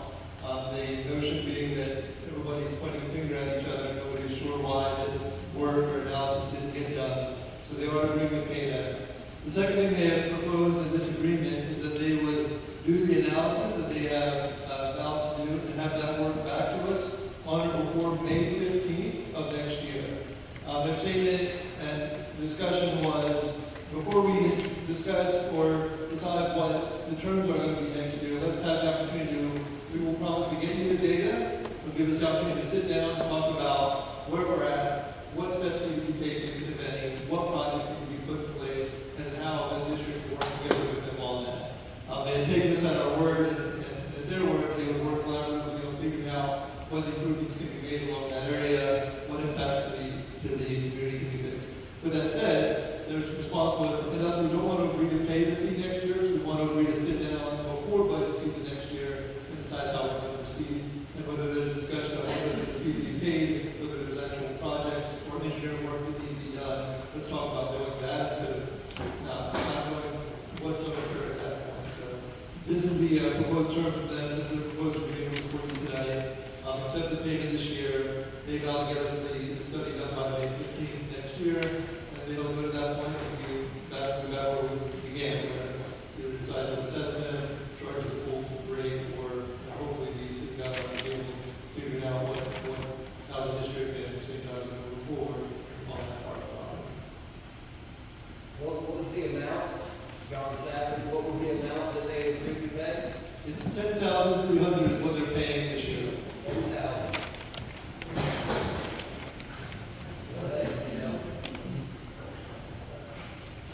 They're only paying that this year? Right now. That's all they agreed to pay right now. We had quite an extensive discussion of this at the meeting back in August. Basically, we don't agree with your position, but frankly, the cost of litigation is discouraging for us. Considering in terms what of they taking would- that on. Considering what they would owe, Excuse me? considering what they would owe for like back taxes for not paying, or no? I don't think they're doing that. Right, we're just trying to assess them for. We're just trying to move forward. We're trying to assess them for the $20,000 that the interlocal agreement they had agreed to pay. And I should probably let Seth speak to this, sorry. That's right. That's correct. You know, instead of $20,000 payment, both sides think that they're not at fault here, so they agreed to pay half the rate for this year. They've also agreed to do a hydrology modeling by May of next year, so that they can make a determination of whether they met the terms of the agreement, steps they need to take if they haven't, and actually have a broader conversation about the path to the district. So that's what we're proposing. What's good about the agreement though is it doesn't preclude any of our actions in the future. It doesn't preclude us from assessing them, if that's where we want to go. It doesn't preclude us from going after the full 20. It just doesn't prohibit, but it doesn't restrict us from doing it. So hopefully when we have this conversation in May, we can all find common ground and move forward together. But if not, this agreement doesn't tie our hands for the future. Okay, thank you for that explanation.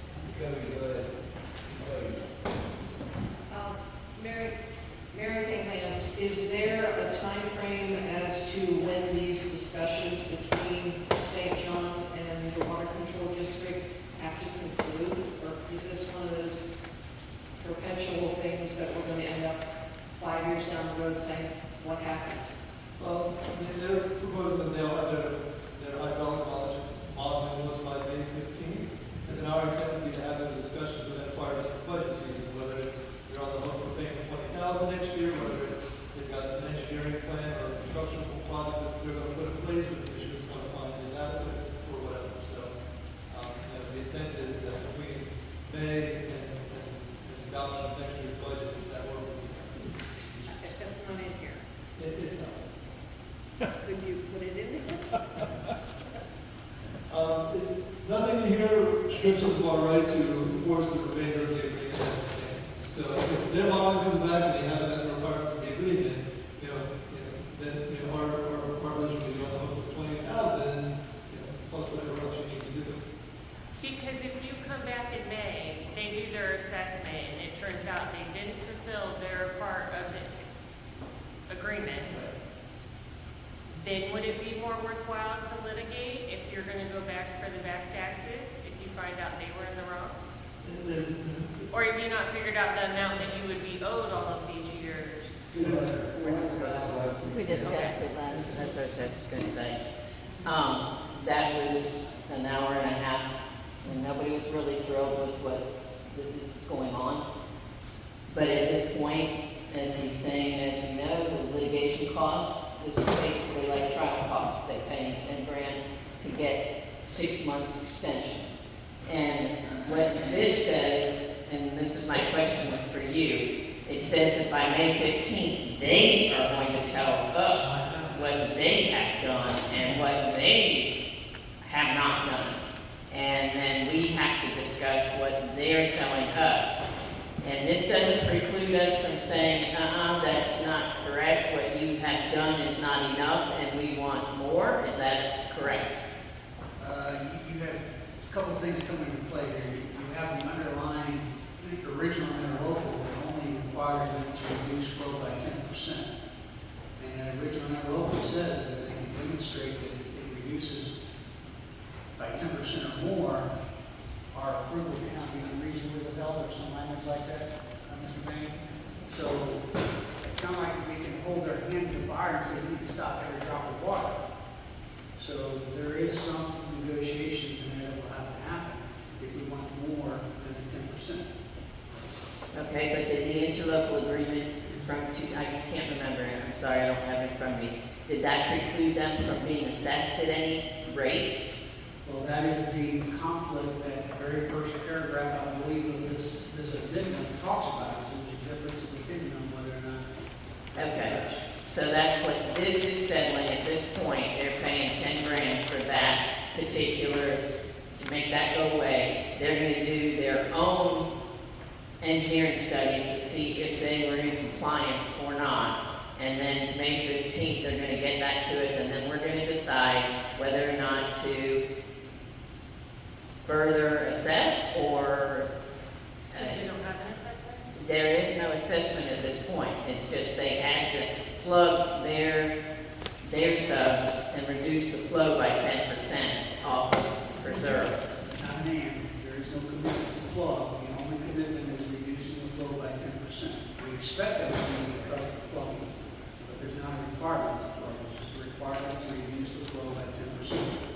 So basically, May 15th, we need to take a look at what they give us and see if in fact that's the case. And the only thing that we can do at that point is say whether or not the flow has been reduced by 10%. I believe there's also a time frame of implementing the project too. I think the study alone is not compliant. You have to also implement the project. So what does the budget, what are our options on May 15th, sir? Well, so there'll be a couple things there. So first of all is that the agreement requires them to meet this standard, right? So on May 15th, they've got to demonstrate what's they've met that standard. And so, Laura can make that assessment of whether the data they provided meets that requirement or not. If it hasn't, there's going to have to be a discussion about how they intend to remedy that fact. And how to move forward. If they can't remedy it by the budget season next year, our assertion would be that they would be on the hook for paying the full $20,500, whatever it was. So aside from that, this agreement says we will not assess them this year, right? So we got that outcome. I still have the opinion that that assessment should be on the table in our discussions next year. But more realistically, the discussions with them will be about what the broader impacts of the district. They said to us that the modeling is not simply out there to see if this 10% has been met or not. They're out there doing a system-wide survey, an IPRL study of it. We're not setting our own expertise here, but and we explained to them, we discussed the broader impacts of the district and all of that. So the hope is that come May 15th, we'd be looking at that model, Mark would be looking at that model, because of hydrology, we're going to get involved and see if there's improvements that can be made to their system, to our system, how we can fund that, how we can see funding for it together, et cetera. So that's the that's the hopeful expectation. Okay. We're a little bit compromised in this setting because we have a court order for the district right here. So I want you to speak, but just think about whether you may want to do that in a private meeting with board members. Individually. I just got a 10% reduction. Is that going into the canal, or are we going the sheet flow of water not going into the canal? It's 10% reduction.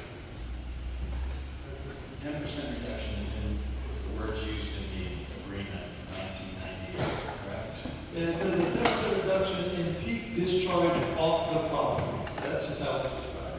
Peak discharge off the property as a result of a 25-year, 24-hour storm event, and to minimize the coincidence of peak discharges from the property with peak discharges from other properties. So that's how the agreement at that time described what the reduction needed to be. So I can't promise you anything, but it may be better to have a chat after the meeting, if you'd like, because you're nearby, and that was your family property at one time, so you certainly know it better than I do, and I'd be interested to hear your input. But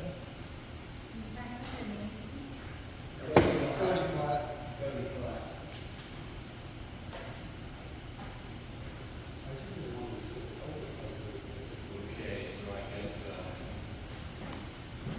we do have to vote. Yeah, motion to approve the amendment to the, I'll make that motion to approve that. Second. Motion second. All in favor, say aye. Aye.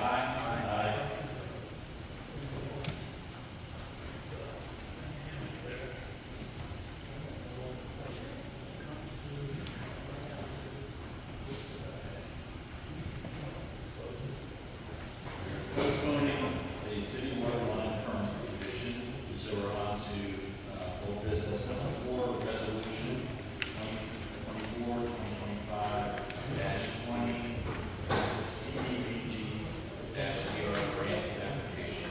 Thank you. After being told that we were eligible for this grant, I'm now being told we're not. So we reached out to the new city manager to see if they would be willing to pick up the ball, and we would still assist with the engineering oversight and grant management.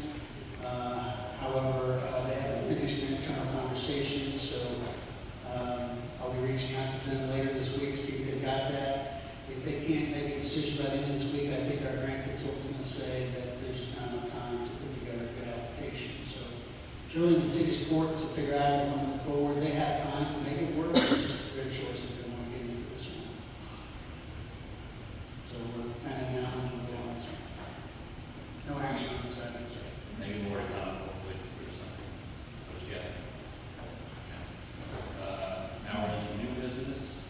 First item, the district organization. And I'll just go ahead and speak to that. Touched on it earlier in the meeting. But basically, from the viewpoint of the farm Fellsmere joint venture, this would be better for us to make decisions with regard to our property, and you good folks to make the decisions on your property. That would be called a contraction, where we would remove ourselves from the Fellsmere Water Control District through legislation at the state. And the only issue there is whether there will be connections at Park Battle and youth for flows, and how that will be agreed between the two parties at that point, FJB and Fellsmere Water Control District. So, that's Josh. Let Jeff start first. On page 69, the second bullet item, cash reserves. You mentioned here, some reserves will be spent to bring each unit sublevels up to standard prior to the split.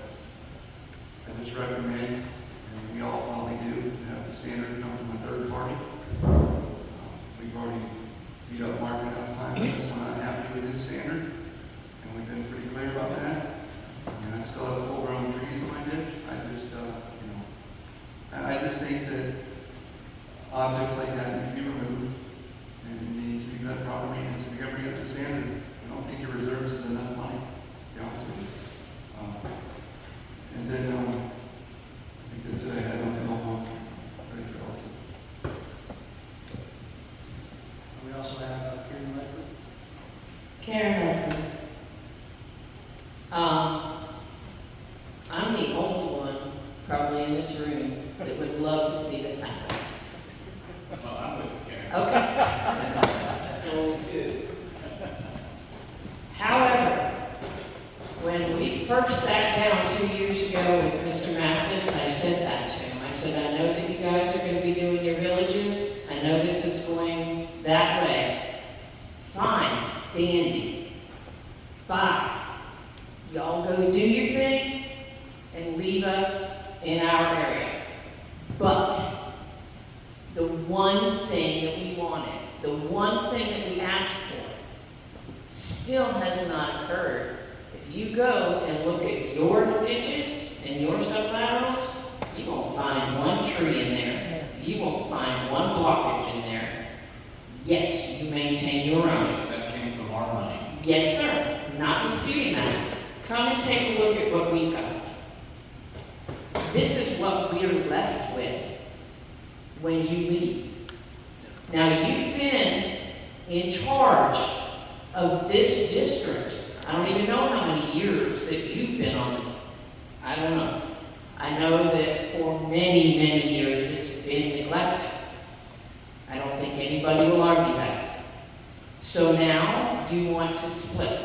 You want to go, but we're left holding the bag. We don't have the money. We don't have the means. We don't have the equipment.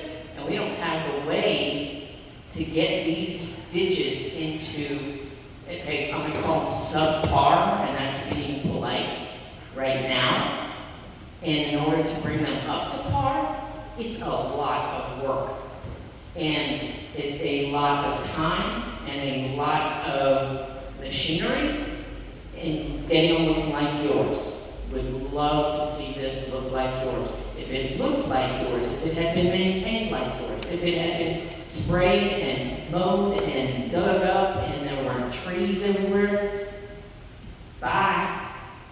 Everybody here, you sign on the dotted line, okay? Go ahead, because then we can go ahead and do our own board and sign and have our own elections, which is what we do want. You are correct, sir. That is what we want. We want to have our say. But we've had nothing.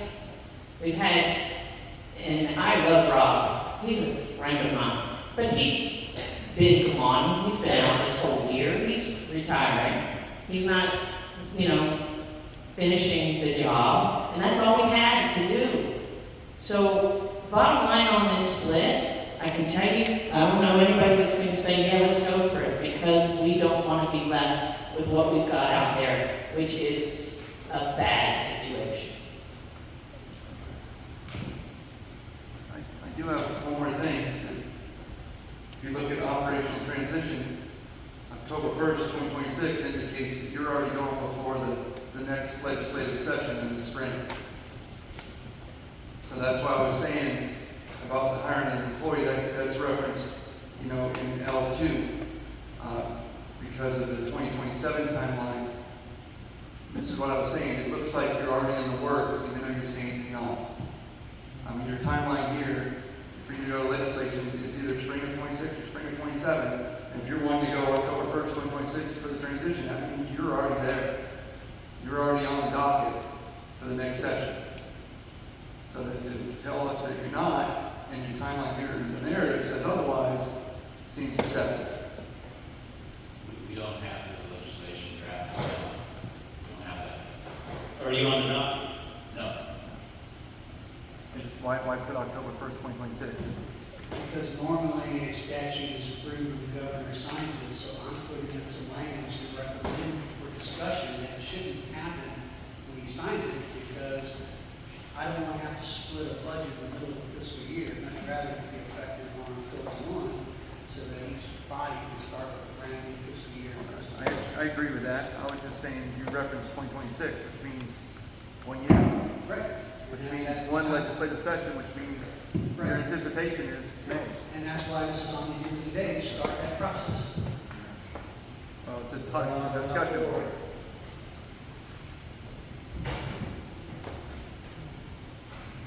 Grant, Danston,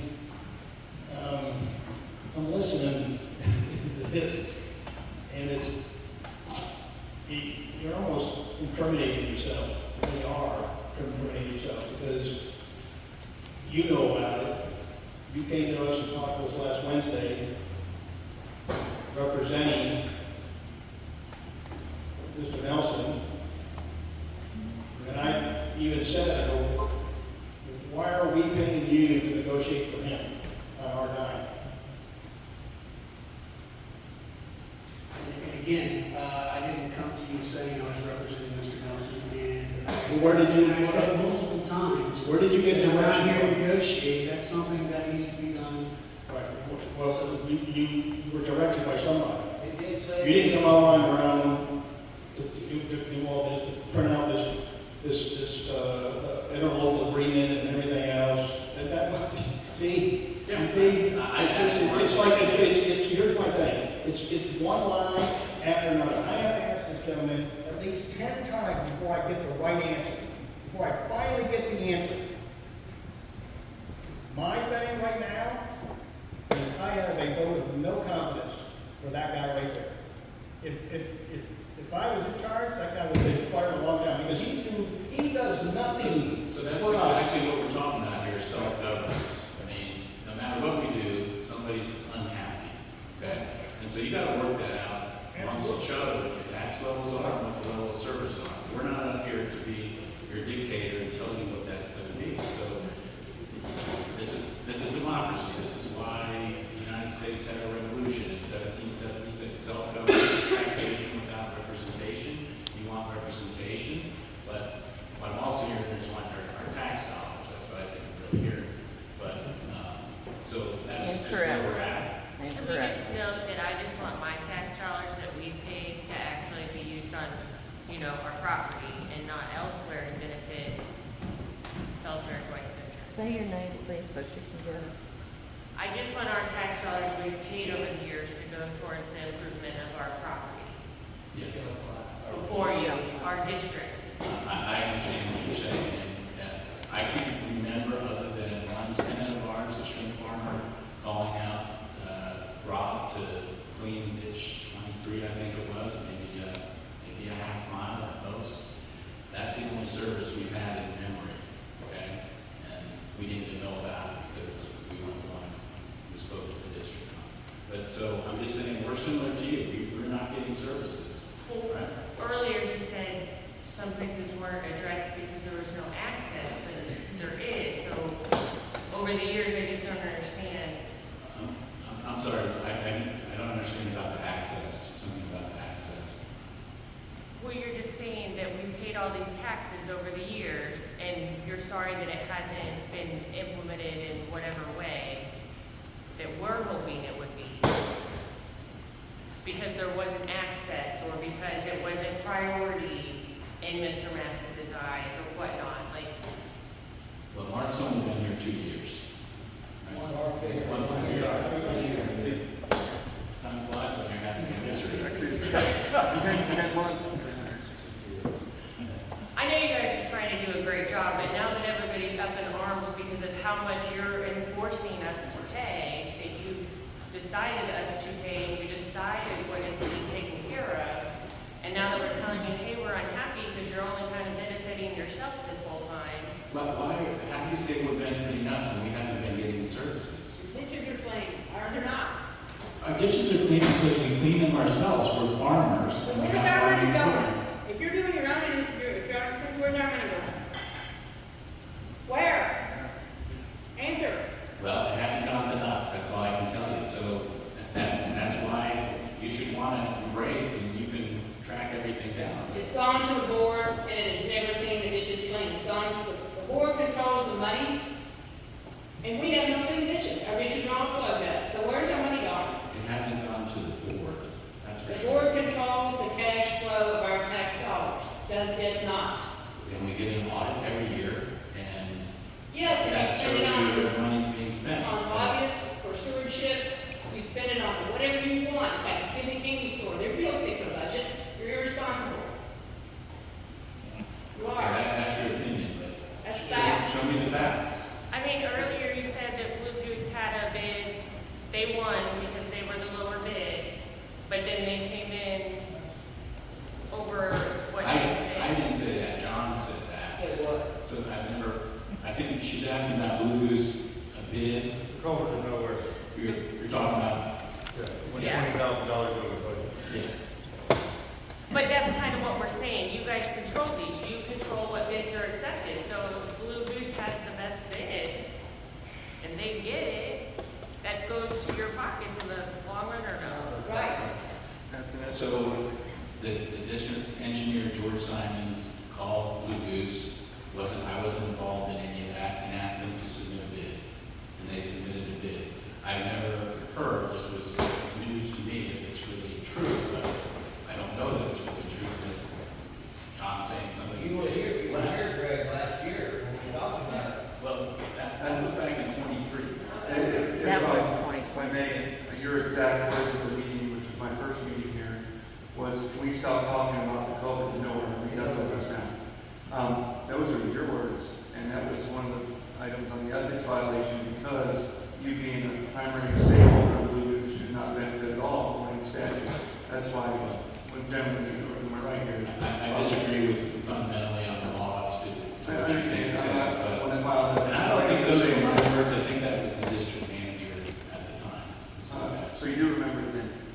Excuse me? So you do remember the situation? Yeah, that was a meeting Okay. that was in January Okay. of '24 after the '23 storm. Is that what you're talking about, I think? This is my first meeting here just to see what's going on, and I was learning about that. I didn't know what it was until I started looking at it. It was in the minutes, and records were provided by, at the time, SDS, to the group, and I looked at it. But yeah, it basically shows that they Yeah, went over their Special Resources was operating the district at that time, yeah. Yeah, but it still doesn't allow anybody that's elected to benefit from any tax dollars paid for a project.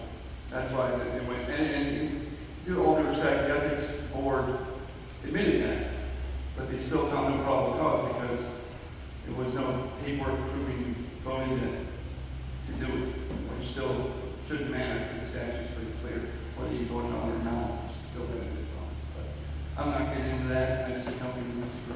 Ansky when he went, but it was a learning curve, for me. I never experienced anything like that. So, anyways, talking about the other complaint, that's what that was. Yeah, I'd like to say something on the dictatorship. Greg, I'm not addressing you as personally, but you mentioned dictatorship and resolutions, and what would resolve all these problems is these people having a vote, and we haven't had one in a long time.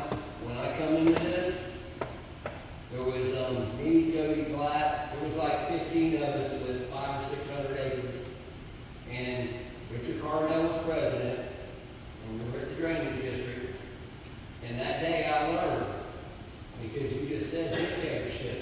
It is a dictatorship when the president's vote is the only one that elects the board. That is in the school I went to, which is this building. Whenever the president's vote is the only one that counts, it is a dictatorship.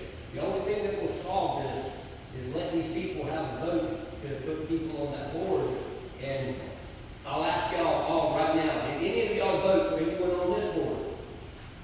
No, they didn't. Did anybody vote for the last board? Because it just changed. No. They didn't.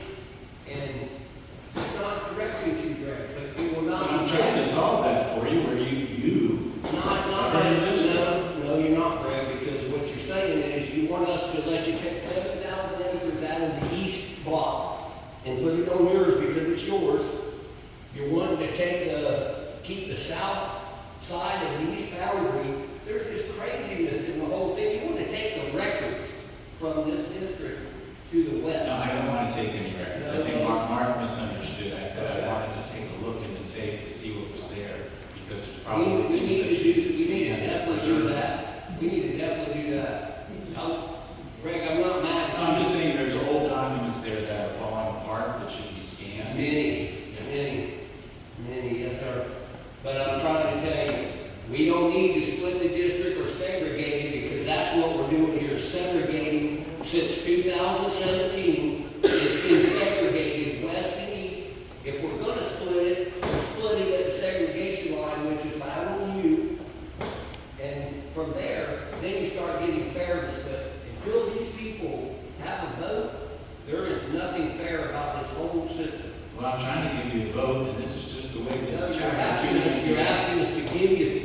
half of the East District, that East unit.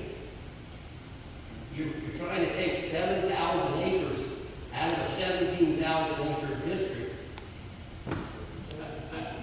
It's okay, Greg, it's I'm just okay. trying to give you the right to govern yourself, that's, and to me, We're that just going seems to, once we can vote to change a board member, because right now you are the only one that can change a board member. And I'm saying what everybody else wants to say, but won't. It's not personal to you. Well, if you think we're that diabolical, why do you want us to stay in the district? I don't get that. That's not what I'm saying. That's not what I'm saying. You control all of this right down to everyone that sits at that table. And that's not democracy. That's what I'm trying to give you. So you can govern yourself. Then we'll let's split it at you and see how that goes. But not give you the East boundary and all that stuff. That's all part of the East. You can have the east boundary. Okay. All we really want is a vote and our ditches at least attempted to be maintained. That's all we really want. We don't want all this. I don't want to be here. I'll tell you, I do not want to be here. Did you just say that Jack Berry Groves you don't want out? You're just talking about No, splitting he said from he's the bound. west. That's right, he said he wants us to keep a part of our property in. And Jack Berry Groves would stay in the east side and everything you west would go into the headwaters. Is that what you're saying? And that's what John is proposing. But that's not what you. No, that's not what I'm proposing. That's- I'm proposing we draw the line at Fellsmere joint venture properties. That's, We'll do our own thing, and you. I was misunderstanding. That's segregation. It's called a contraction, just removing ourselves from the district. So That's you us can- and Bill. That is us and them. That's black and white. Yellow. Can I do that? Can I remove my property? If you can get everybody to agree.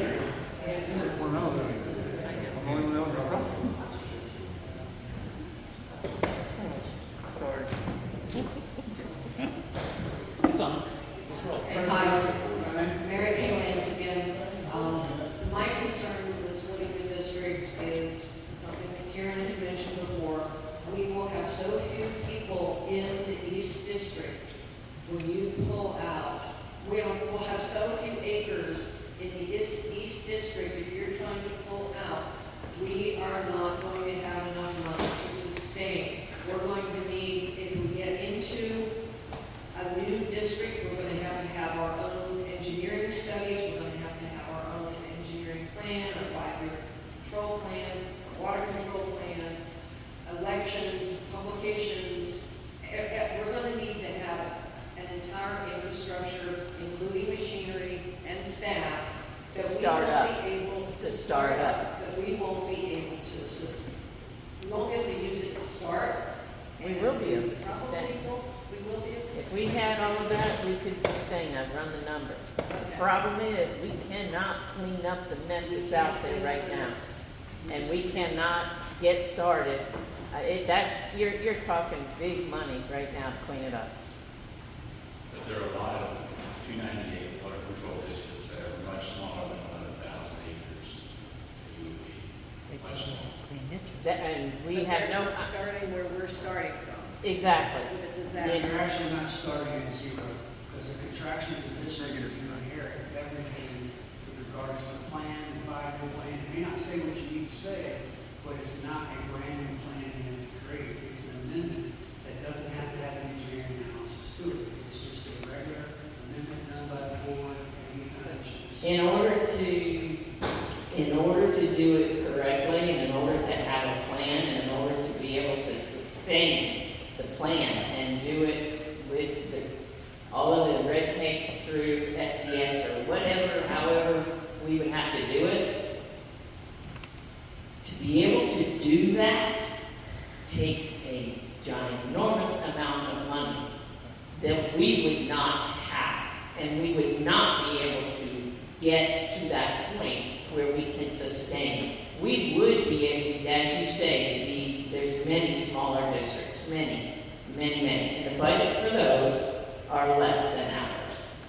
They did not have to start with what we have out here. That's our problem. We cannot start with what we have out here because it is big money to clean these ditches, to get it to par, to be able to sustain. That's our problem.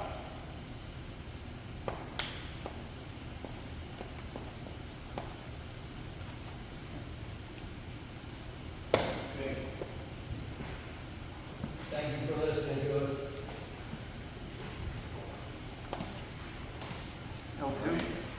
Well, I think we've been in the discussion, so, we need a motion to move forward with, the exploring of splitting of the Fellsmere Water Control District, or more correctly put, contraction of the district by the Fellsmere joint venture properties. If I may add to that, let's also not forget to continue the conversation with the citizens on drafting the details of that transition. Again, it's in the packet, it's just initial thoughts from me, from nobody else. So, I would encourage, if it's okay with the board, that President Nelson be appointed to be, the person to meet with the working group, you might call them. And then we hopefully call a meeting on September 24th, if Yeah. possible, to go over the proposed split as well as the details in the local agreement. Hopefully find some more common ground that we can come together with on those. So we can return that back. What I would recommend would be an October special meeting to further refine this and hopefully at that time see the draft of the actual legislation. So that everybody's on the same page, and seeing the same stuff, by the time it needs to. Mark, is this a scheduled meeting you're talking about? It's a special meeting, we have to schedule that. And then I would add to that, a good point was made by Josh of identifying a standard that we're going to try to get these ditches to prior to this.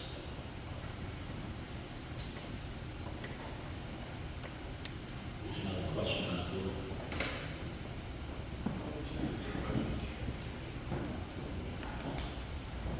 I just have a question. So if I don't know anybody in town, I know a lot of people in town, but nobody in town knows about the split, even if it's not even being brought up to anybody. So would that all be sent out like the last note and everything for the people to know what's going on? Because they're not here, nobody knows in this town. Nobody knows. That this is even being talked about. That's all I'm just asking because there is, 10,000 acres or whatever we're talking about. Those people that own it, nobody knows that this is even at this meeting, at this moment right now. Correct. Because it hasn't been put out, but it's even a thought. So normally there needs to be something put out for the community to know about that, and nothing has been brought up to the community, nothing's been mailed out, none of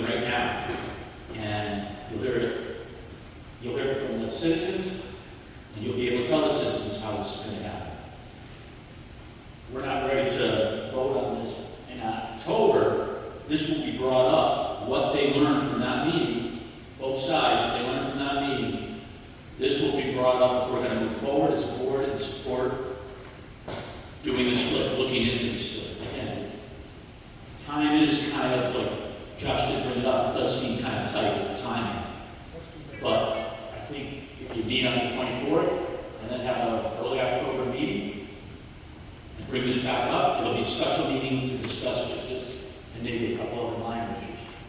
Well, right now, nobody really wants this, so why are we doing that? Well, I'll tell you, nobody really wants it, but I will tell you, after sitting up on this board and seeing what goes on and some of the arguments that go on between debates, I wouldn't call them arguments, debates between Mark and I do get what Karen's talking about. I do see that it would be better. He does not listen when I tell him about the ditches and where the machine is supposed to go and what's supposed to be done. But I'm not an engineer, but I do go out and I look, and I looked at the ditches that he just did, 105th, 109th. And that water's flowing good. And I look at that ditch and say, wow, maybe that thing for 3 years, all it needs is spray. It doesn't have to be anything else.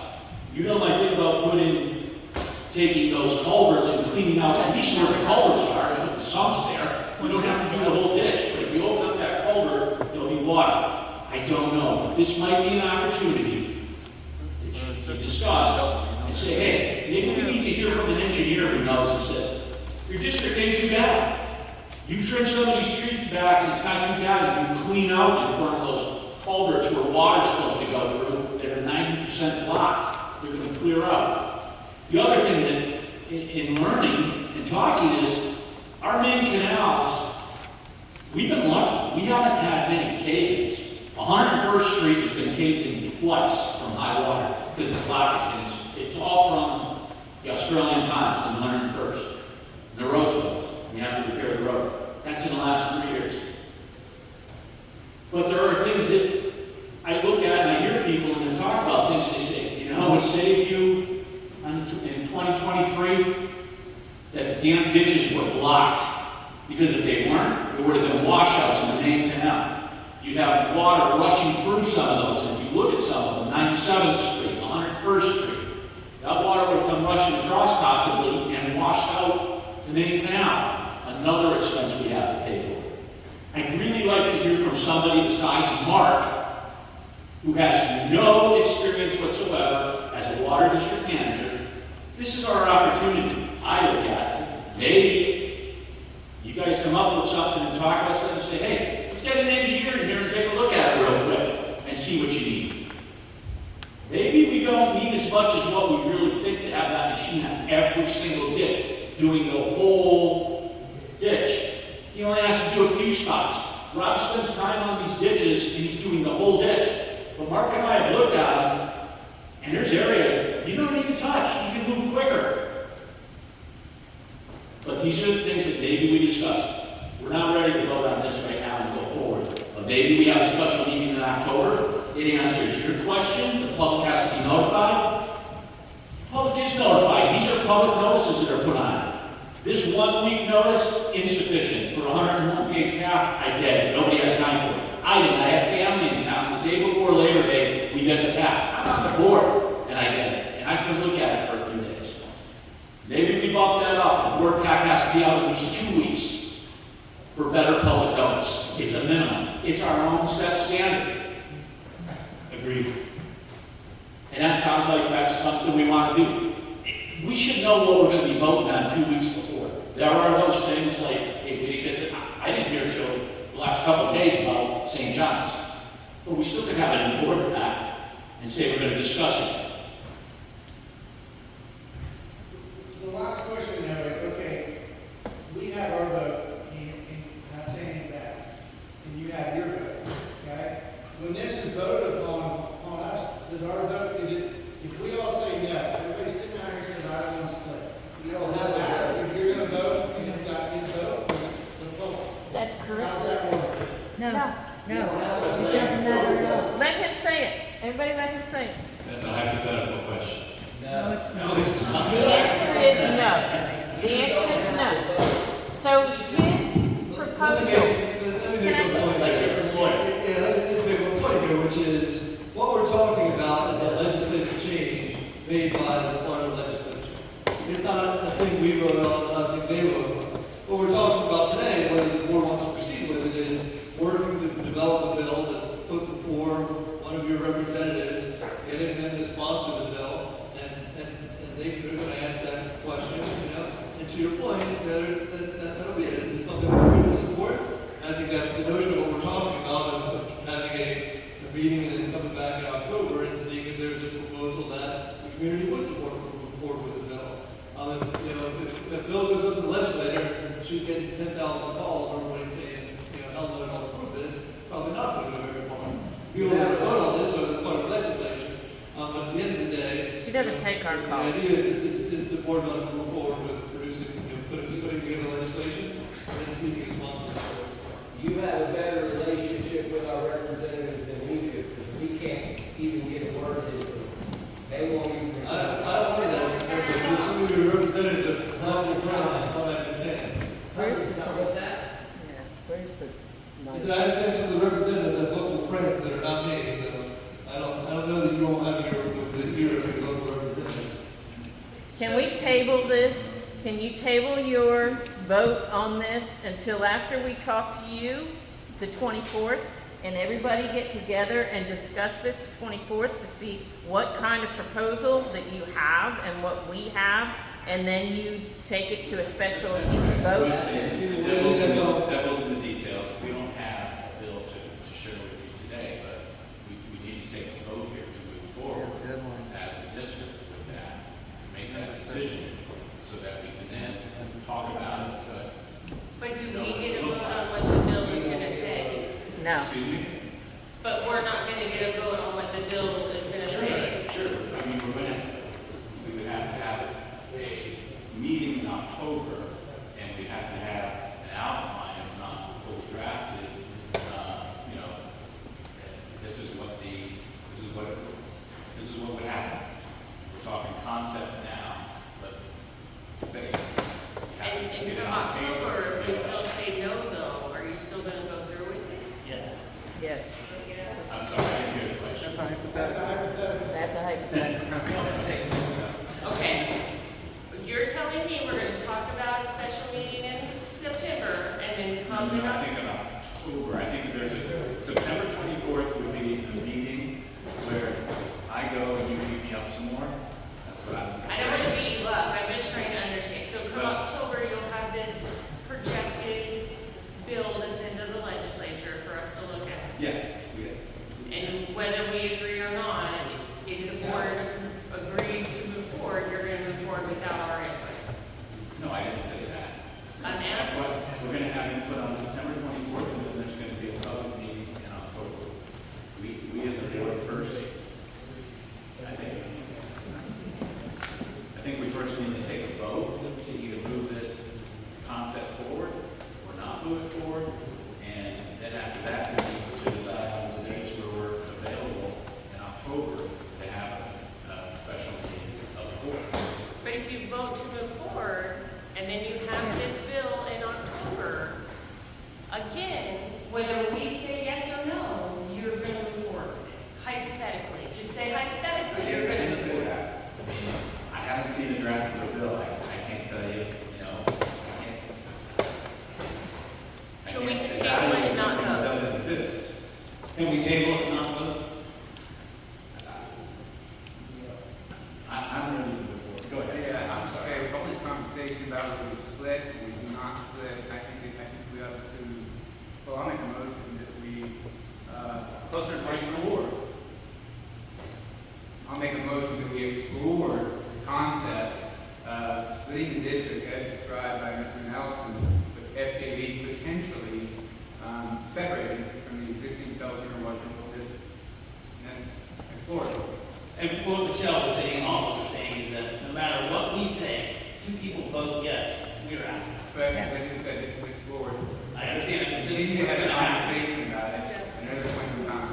Eventually, it's gonna happen, you guys are gonna vote against it. Right. It's very clear, I don't. Let Mary Kay talk. Mary Higgins, can we get a commitment from you that you will not move forward with trying to split the district unless we can come up with an agreeable alternative that suits the homeowners as well as the Fellsmere joint venture? No, because you're asking for unanimity on everything. I just don't think that's going to happen. I'm talking about compromise. Something that's suitable to both parties.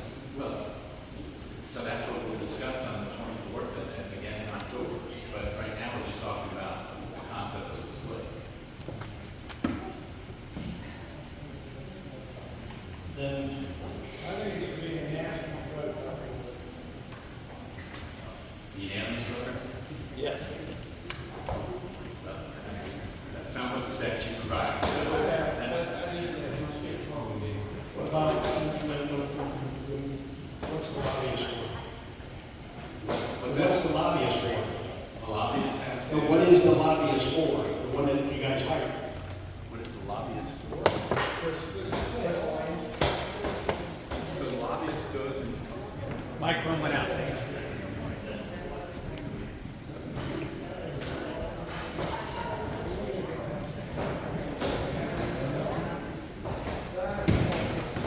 the question was, what is a lobbyist for? A lobbyist goes and talks to,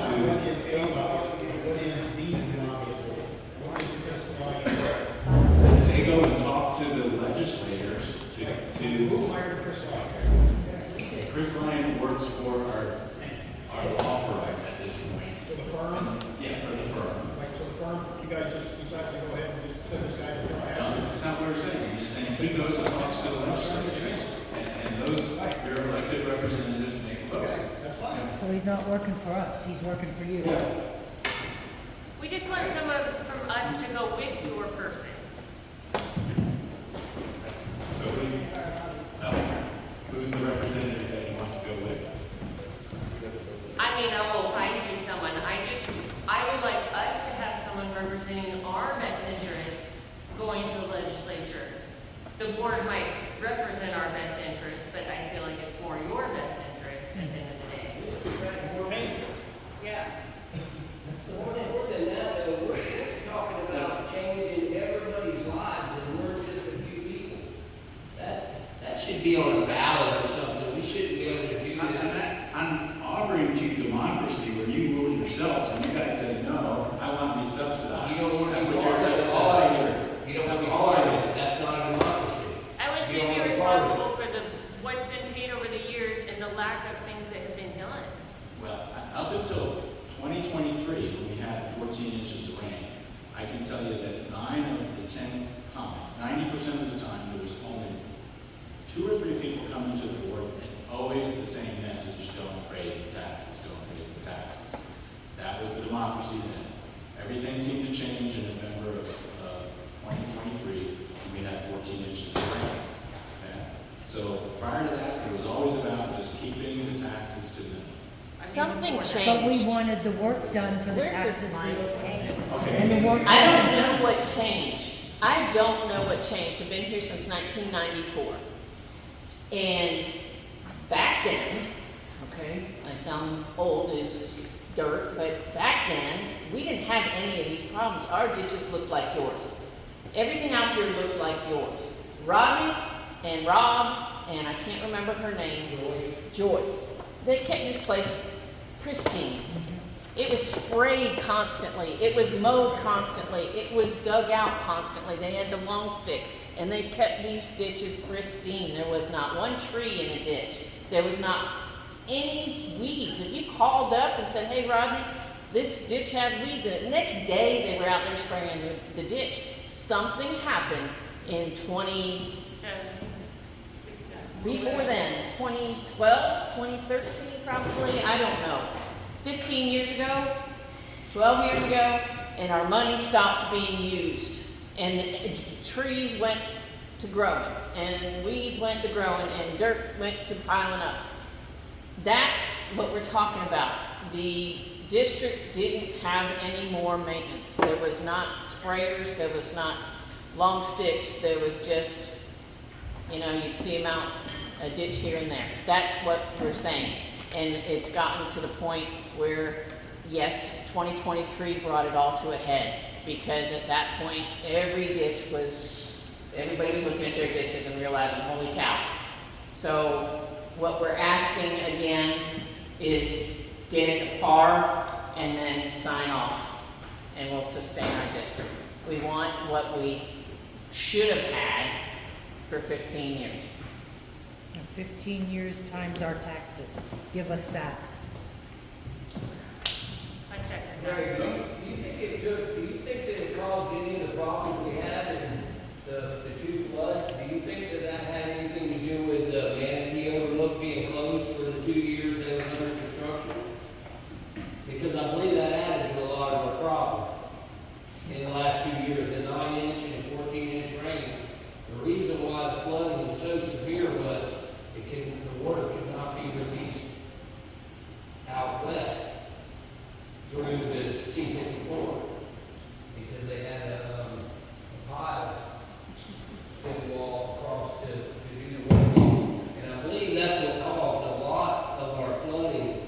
in them two events? John, I just don't have the factual recollection. You might be right, that was St. John's River Water Management District, out of our control. And maybe that did contribute to it, I just don't have an opinion on that. I don't have a factual basis to make an opinion on that. Anyway. There's a motion, no second. Can we go to L2, please? I'll Can we move along? Go ahead, Josh. I just wanted to move along. Go to the next one, it's getting late. We have a motion and a second. Oh, sorry. So, I have a motion and a second, this is on One question, will there be any expense by? A little closer, Mike. Will there be any expense by FWCD if we move forward?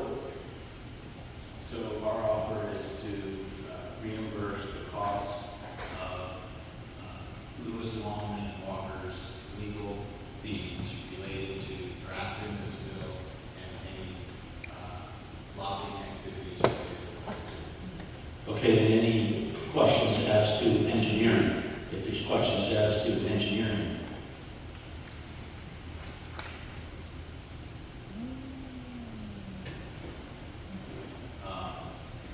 I.e., is this ditch in good shape? I can't make a decision. I don't have any engineering degree. There's all kinds of people out here saying, well, my ditch is bad. Mark hears it all the time. We hear my ditch is bad, but then we go look at it and we go, oh, no, the water's phenomenal. You should see some other ones.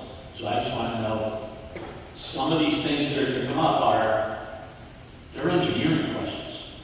Are our ditches really in need of some serious overhaul, or do they just need some spot cleaning? I think an engineer, I'd like to hear it from an engineer.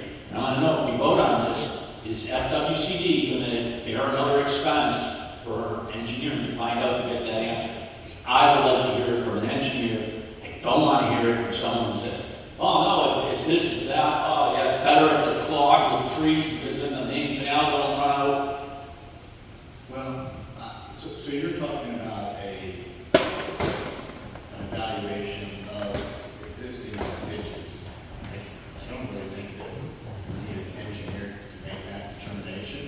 I think there could be an evaluation done. I think those ditches all have been graded stored under some system. Mark, you have a map on that, right? They have, there's a survey, and now we have a consultant, and I've looked at one of the consultants before, they do that water. But the only thing is, where's that money gonna come from? If we're gonna have to split, and we take all our current reserves right now, and we're using it to see if we can split, then my only, believe me, I want to split that because it will end a lot of problems if we can come up with some reasonable, black and white about how we're going to maintain the canals. I would like to split. But my fear is the financial end of it. And those are questions that can't be answered. The financial end can't be answered unless someone says, no, your ditches are this, you're only going to need that. Or someone comes in and says, you're going to have to rebuild all these ditches. Who can make that decision? Who is going to make that decision? Is it going to be FJB? Is it going to be, who? I just want to have assurance that it is someone who knows and who's going to pay for it. If we vote on this now, and accept this, just my question, if we accept it, who's going to pay for those questions that we answered? Because I'm sure these people are going to ask, and Josh has expertise, but I'd like to hear it from an engineer. You can look at the blueprint. I look at the blueprints, I see different things. The current water control plan says back in 2000, when it was written, that we were not ready for the next 20 years of growth, and it was undersized. It says that in there now. It was undersized and determined to be undersized within 20 years, 25 years ago. So yeah, that's why I said, what is the standard he's recommended in his verbiage? Is it his standard, or is it a third-party standard? And that's what I recommend, a third-party standard, because all we've done is contest to the board that we don't believe he's assessing our ditches properly. Otherwise, we wouldn't be here. And Greg, as far as the cost, why don't you just assume it all and I run it through FWCD? Yeah. And we don't want to be reimbursed, we don't want anything to do with it, we would like you to take it. We don't want to be burdened with that, that's just one person. Well, I mean, it does come down to its FWCD's decision. You're the one that wants to split, to so approve- you need to to have approve the pay for the contraction work. or not. So, you know, one way or the other, we're paying, but Let's adjourn this question to the 24th, and we'll be able to talk to you directly, and we'll go with what we we've decide. got a motion in a second, and we need to go ahead and vote. Why on the can't- motion. It's November 21st, they have to have their billing. They can't, they have to move tonight. But they have to have their billing for the trim you're talking about? For the legislative draft, yes, November 21st is the deadline, so they need to have it in, that's why they're moving. We have a motion in a second. If they meet the term, Move they'll forward with That's a what I'm saying. retention of Lewis Walker and Walker to start drafting a contraction bill that themselves are joint venture from the local district. So, all in favor, say aye. Aye. All opposed? Nay. There's your answer. And I respect what you're saying, Steve, I just don't have a question on it. It's a good point, but I just don't have an answer as to how to incorporate that right now, but I agree it needs to be looked at. Just don't have an answer. Hopefully on the 24th. Would it be amenable to bring in, one of the, gurus of water control district management, to inspect our ditches as a third party? One who's done it for 40 years, maintaining ditches, and just as an independent person? Who? is it? Who? If you choose, which part of the district you want to go for. When you go in there with farms, you guys have been there for 40 years.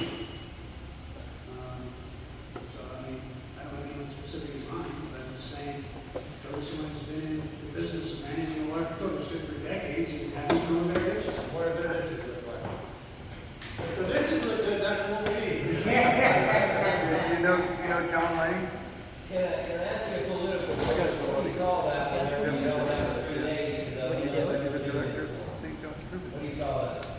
South side What of do you 60. call it? I will call him tomorrow. Motion that was passed. Hey, guys, Josh is going to talk to a gentleman that, Yeah, the director of the St. John's Improvement District, south of 60. John Lane. There you go. John might do it. I've known him 25 years. John might do it. Definitely worth looking at. But what we do need to decide on is a date in October for the follow-up meeting. I think we have to do it the first week because of if we do continue to move forward the legislative cycle. So I would recommend Tuesday the 7th. It's a public hearing, so you need, how many days you need set for that? Sure, it's a public hearing. What about the legislative comment?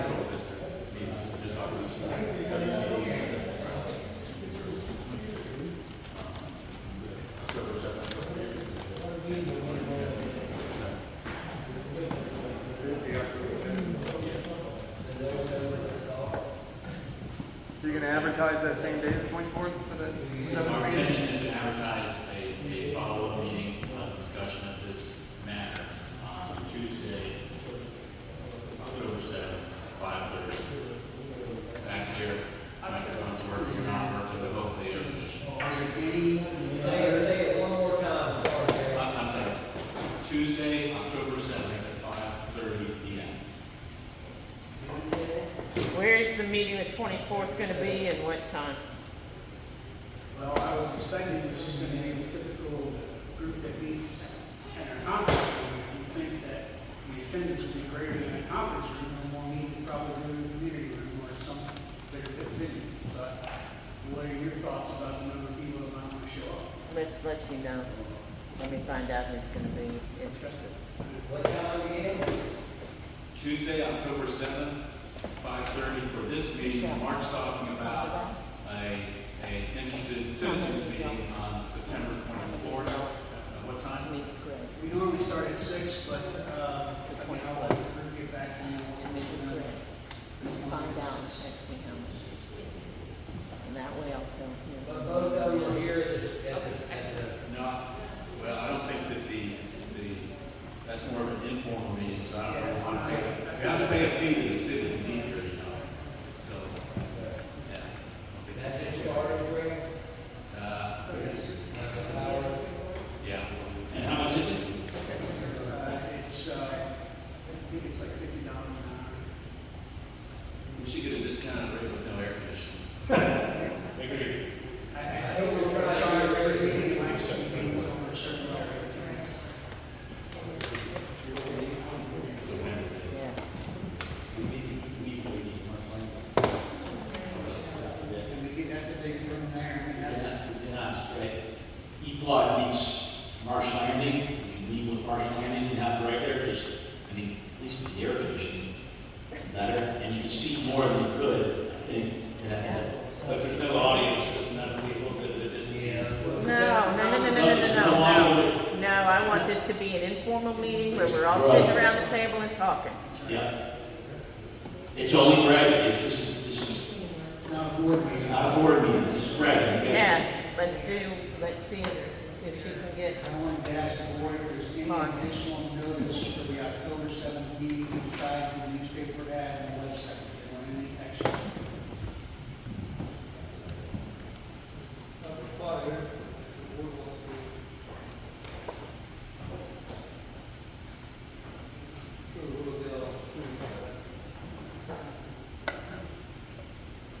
Only that we put it out 2 weeks ahead of time. Is that possible? Yes, it has to be published. Oh, we talking Before, before? it's not We're the talking about the 7th. If there's anything more than the newspaper ad and the website. I just bring up a comment on this. should they send it out in a mailing? Stay with that, right? And to answer your question about 2 weeks, no, it won't be 2 weeks because we're having a meeting on the 24th. I have to turn everything around after the 24th, so no, it won't be 2 weeks. Day short. Probably more than a day short, it's not taking me a day or 2 weeks. Notice the meeting on the 7th, regardless of the outcome. Well, I agree, but I think he's referring to the details of the agenda. I mean, You seem to be really rushing this.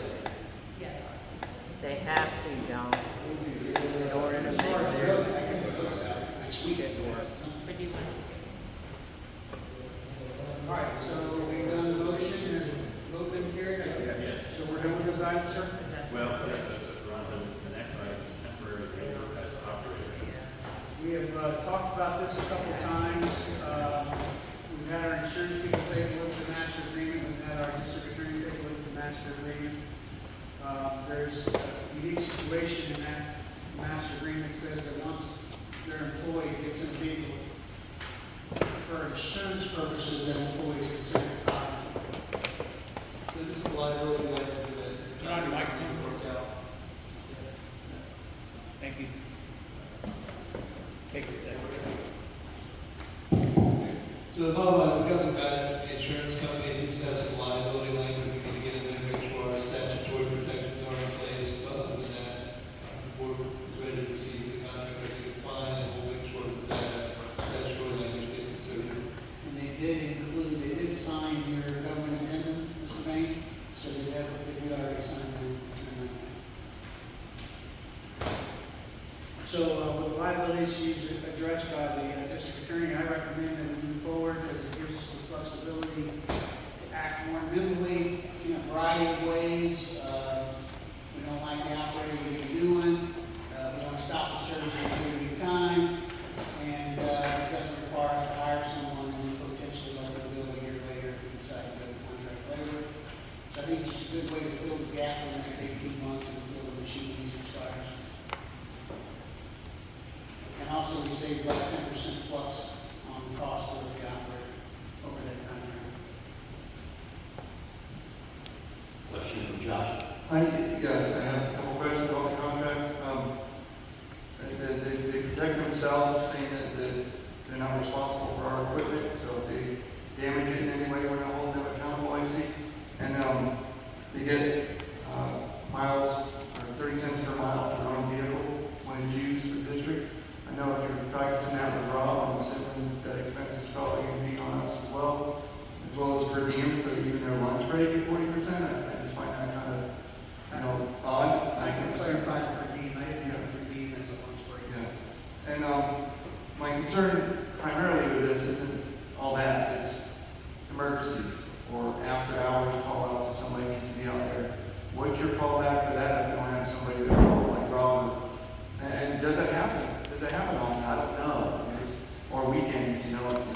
strictly a 9 to 5, Monday through Friday contract? It doesn't really say.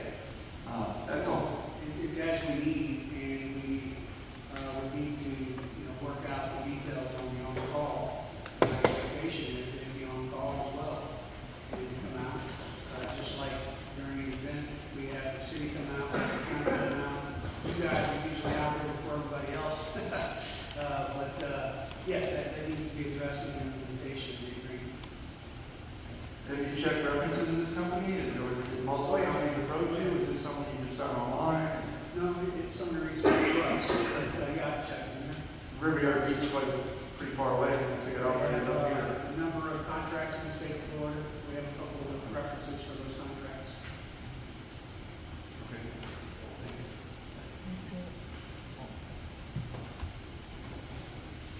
Will this contract laborer, you're still going to put out the scope of work bid for linear footage to try that as we discussed? That's going to be in conjunction with this contract, correct? They'll be running parallel. They're not related in all ways. We're running parallel. You're still going forward with that idea, that's all.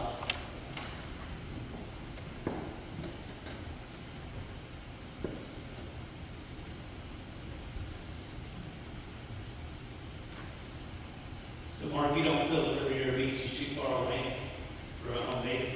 I'm sorry, you're saying Riviera Beach is too far away for a home base? Again, that's not where they're bringing their employees from. So no, I don't think where their offices are now. Okay.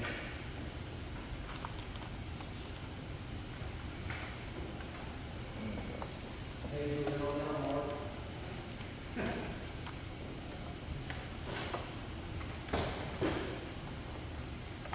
Do we need any vote on this? Yes. I'll make a motion that it gets the temporary. Second. All in favor, say aye. Aye.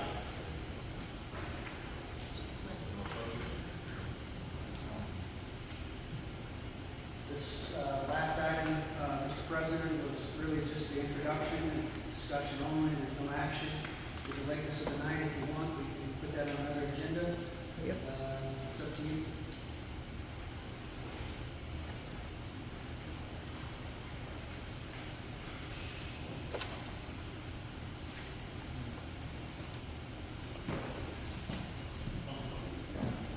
Well, I have one question, sorry. I'm assuming the last item is all the way to the end, last page, 101. Your last paragraph under demand letters totally contradicts your approval minutes from July 8th. Basically, the board voted to handle the invasive trees as a board WCD responsibility. Here you're still included in the demand letters of the 5-year plan, particularly those drain lines comment. And then nuisance invasive species, but directly contradicts the meeting minutes that you approved and voted on. And I also had one on page 94.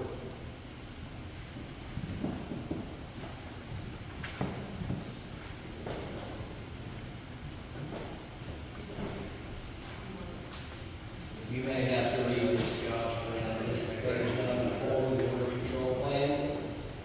And it says that we're going to have a map of the structures and locations of all the structures in the district. And we've yet to see that, even though we've asked for it for a year. Can you read that, Josh? Do you have, Yeah. somebody have the book back? Yeah, page 6 of 13, yeah, I see it. It's page 94 is all I know, and it's about halfway down. Yeah, fourth bullet item. Give it to me. Thank you. Yeah, it says narrative description of all existing district facilities and their purpose and function with a map depicting the locations. To be honest with you, I didn't look at the water control plan to see if this is one of the maps. I know it declares residential areas and stuff like that, but, it is from 2000. I'm sure some structures have changed, but I agree if you can ask the board, why not provide it? Public records address. Can we get an answer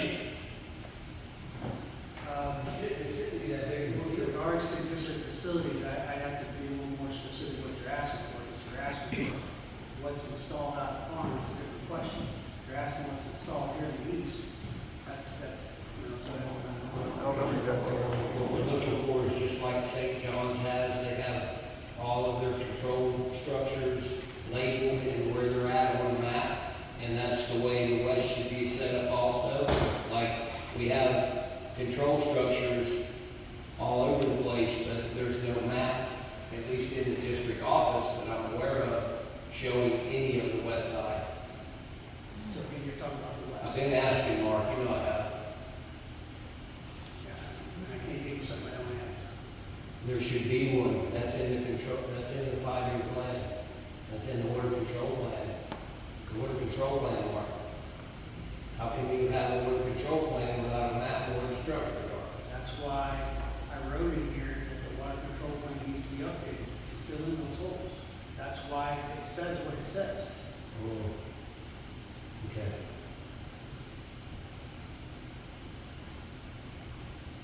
I have one more item.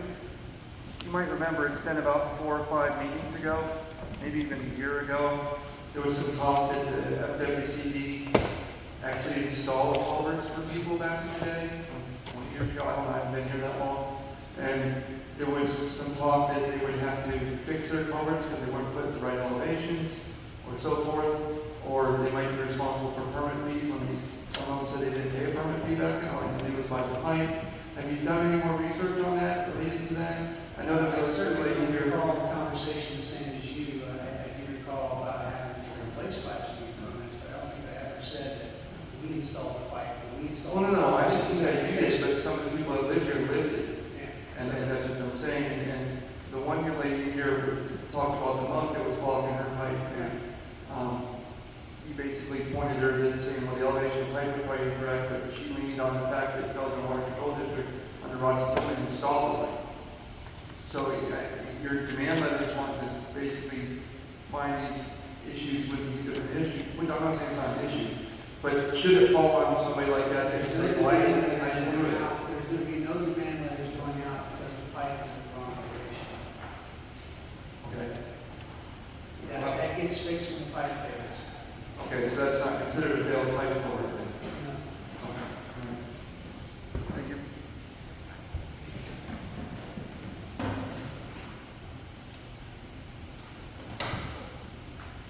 I will proceed, Mr. President. When we give you a presentation of this, you will express one to the meeting. It's getting a little late. I think postpone it to that date.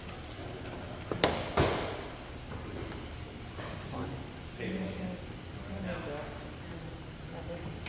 Just take no action. That reads at home. Oh, no. Ribs and drink. With that, we are at, Got ribs waiting. comments from the public. Okay. Any more comments from the public? I got one comment, sorry. Your job is scheduled meetings at September 9th, and then I see that you changed that on the website to September 8th. I just feel that you should have done that. I think the notices say you changed it to the 8th is sufficient.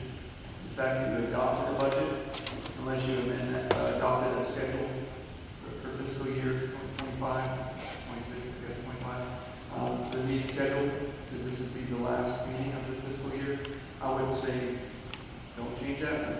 I can lean on your attorney on that one. I don't think you should have changed it from September 9th to September 8th, because you adopted it September 9th. I mean, that's just because I know when I do this also, and that's, I caught it, I don't know if most people catch that. I think your notice on the website saying it was moved to the 8th was sufficient enough to change something to adopt it without the board amending that. It's just me pointing that out. Thank you for the input.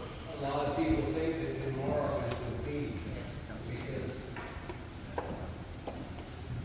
lot of people think tomorrow is the Good night, meeting. y'all. I'm going home. That's all. Thank you for listening to me. I just want to make a motion that henceforth, Mark's ability to spend up to, I believe it's $35,000, I'd like to limit that to $5,000.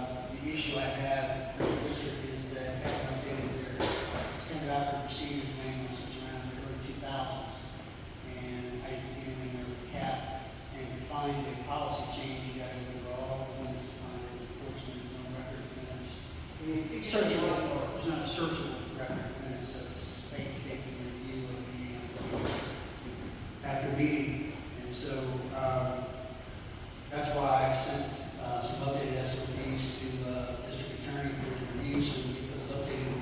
So I really don't know what the prior policy was, because it's buried in the minutes somewhere. So I just been using the 35. It's an appropriate conversation to have. But from your view, would a limit of $5,000 limit your ability to do what you need to do on a day-to-day basis? We kind of looked at the expenses, Steve and I, that would exceed that 5,000. And most of those things are large things that come to the board anyway, like health insurance and things of that nature. Or even if it's a tree contract, even though I signed the contract, it came to the board many times. The only difference was instead of coming to the board for information, it comes to the board for action. It is lower than other places, but it's something. Do we have any provision for an emergency situation? Is there a second- Usually in procedures, there are emergency options. Steve and I did not talk about that, but there is usually an emergency procedure as well. I don't understand that motion, did you say doesn't apply? Absolutely, absolutely, the exigent circumstance, I would say $5,000, so anything under that. Then you go 5,000 and above. So that's Needs board approval. And that emergency item, when you come back to the board for ratification, typically how you go, you get $5,000, he's got to spend something, because there's something over there, okay, tomorrow, then we'll come back to the board to ratify. We can't hear you. I think it was just explaining, sorry, it's my issue, it's just explaining that the common practice is that it's an emergency, afterwards it comes back to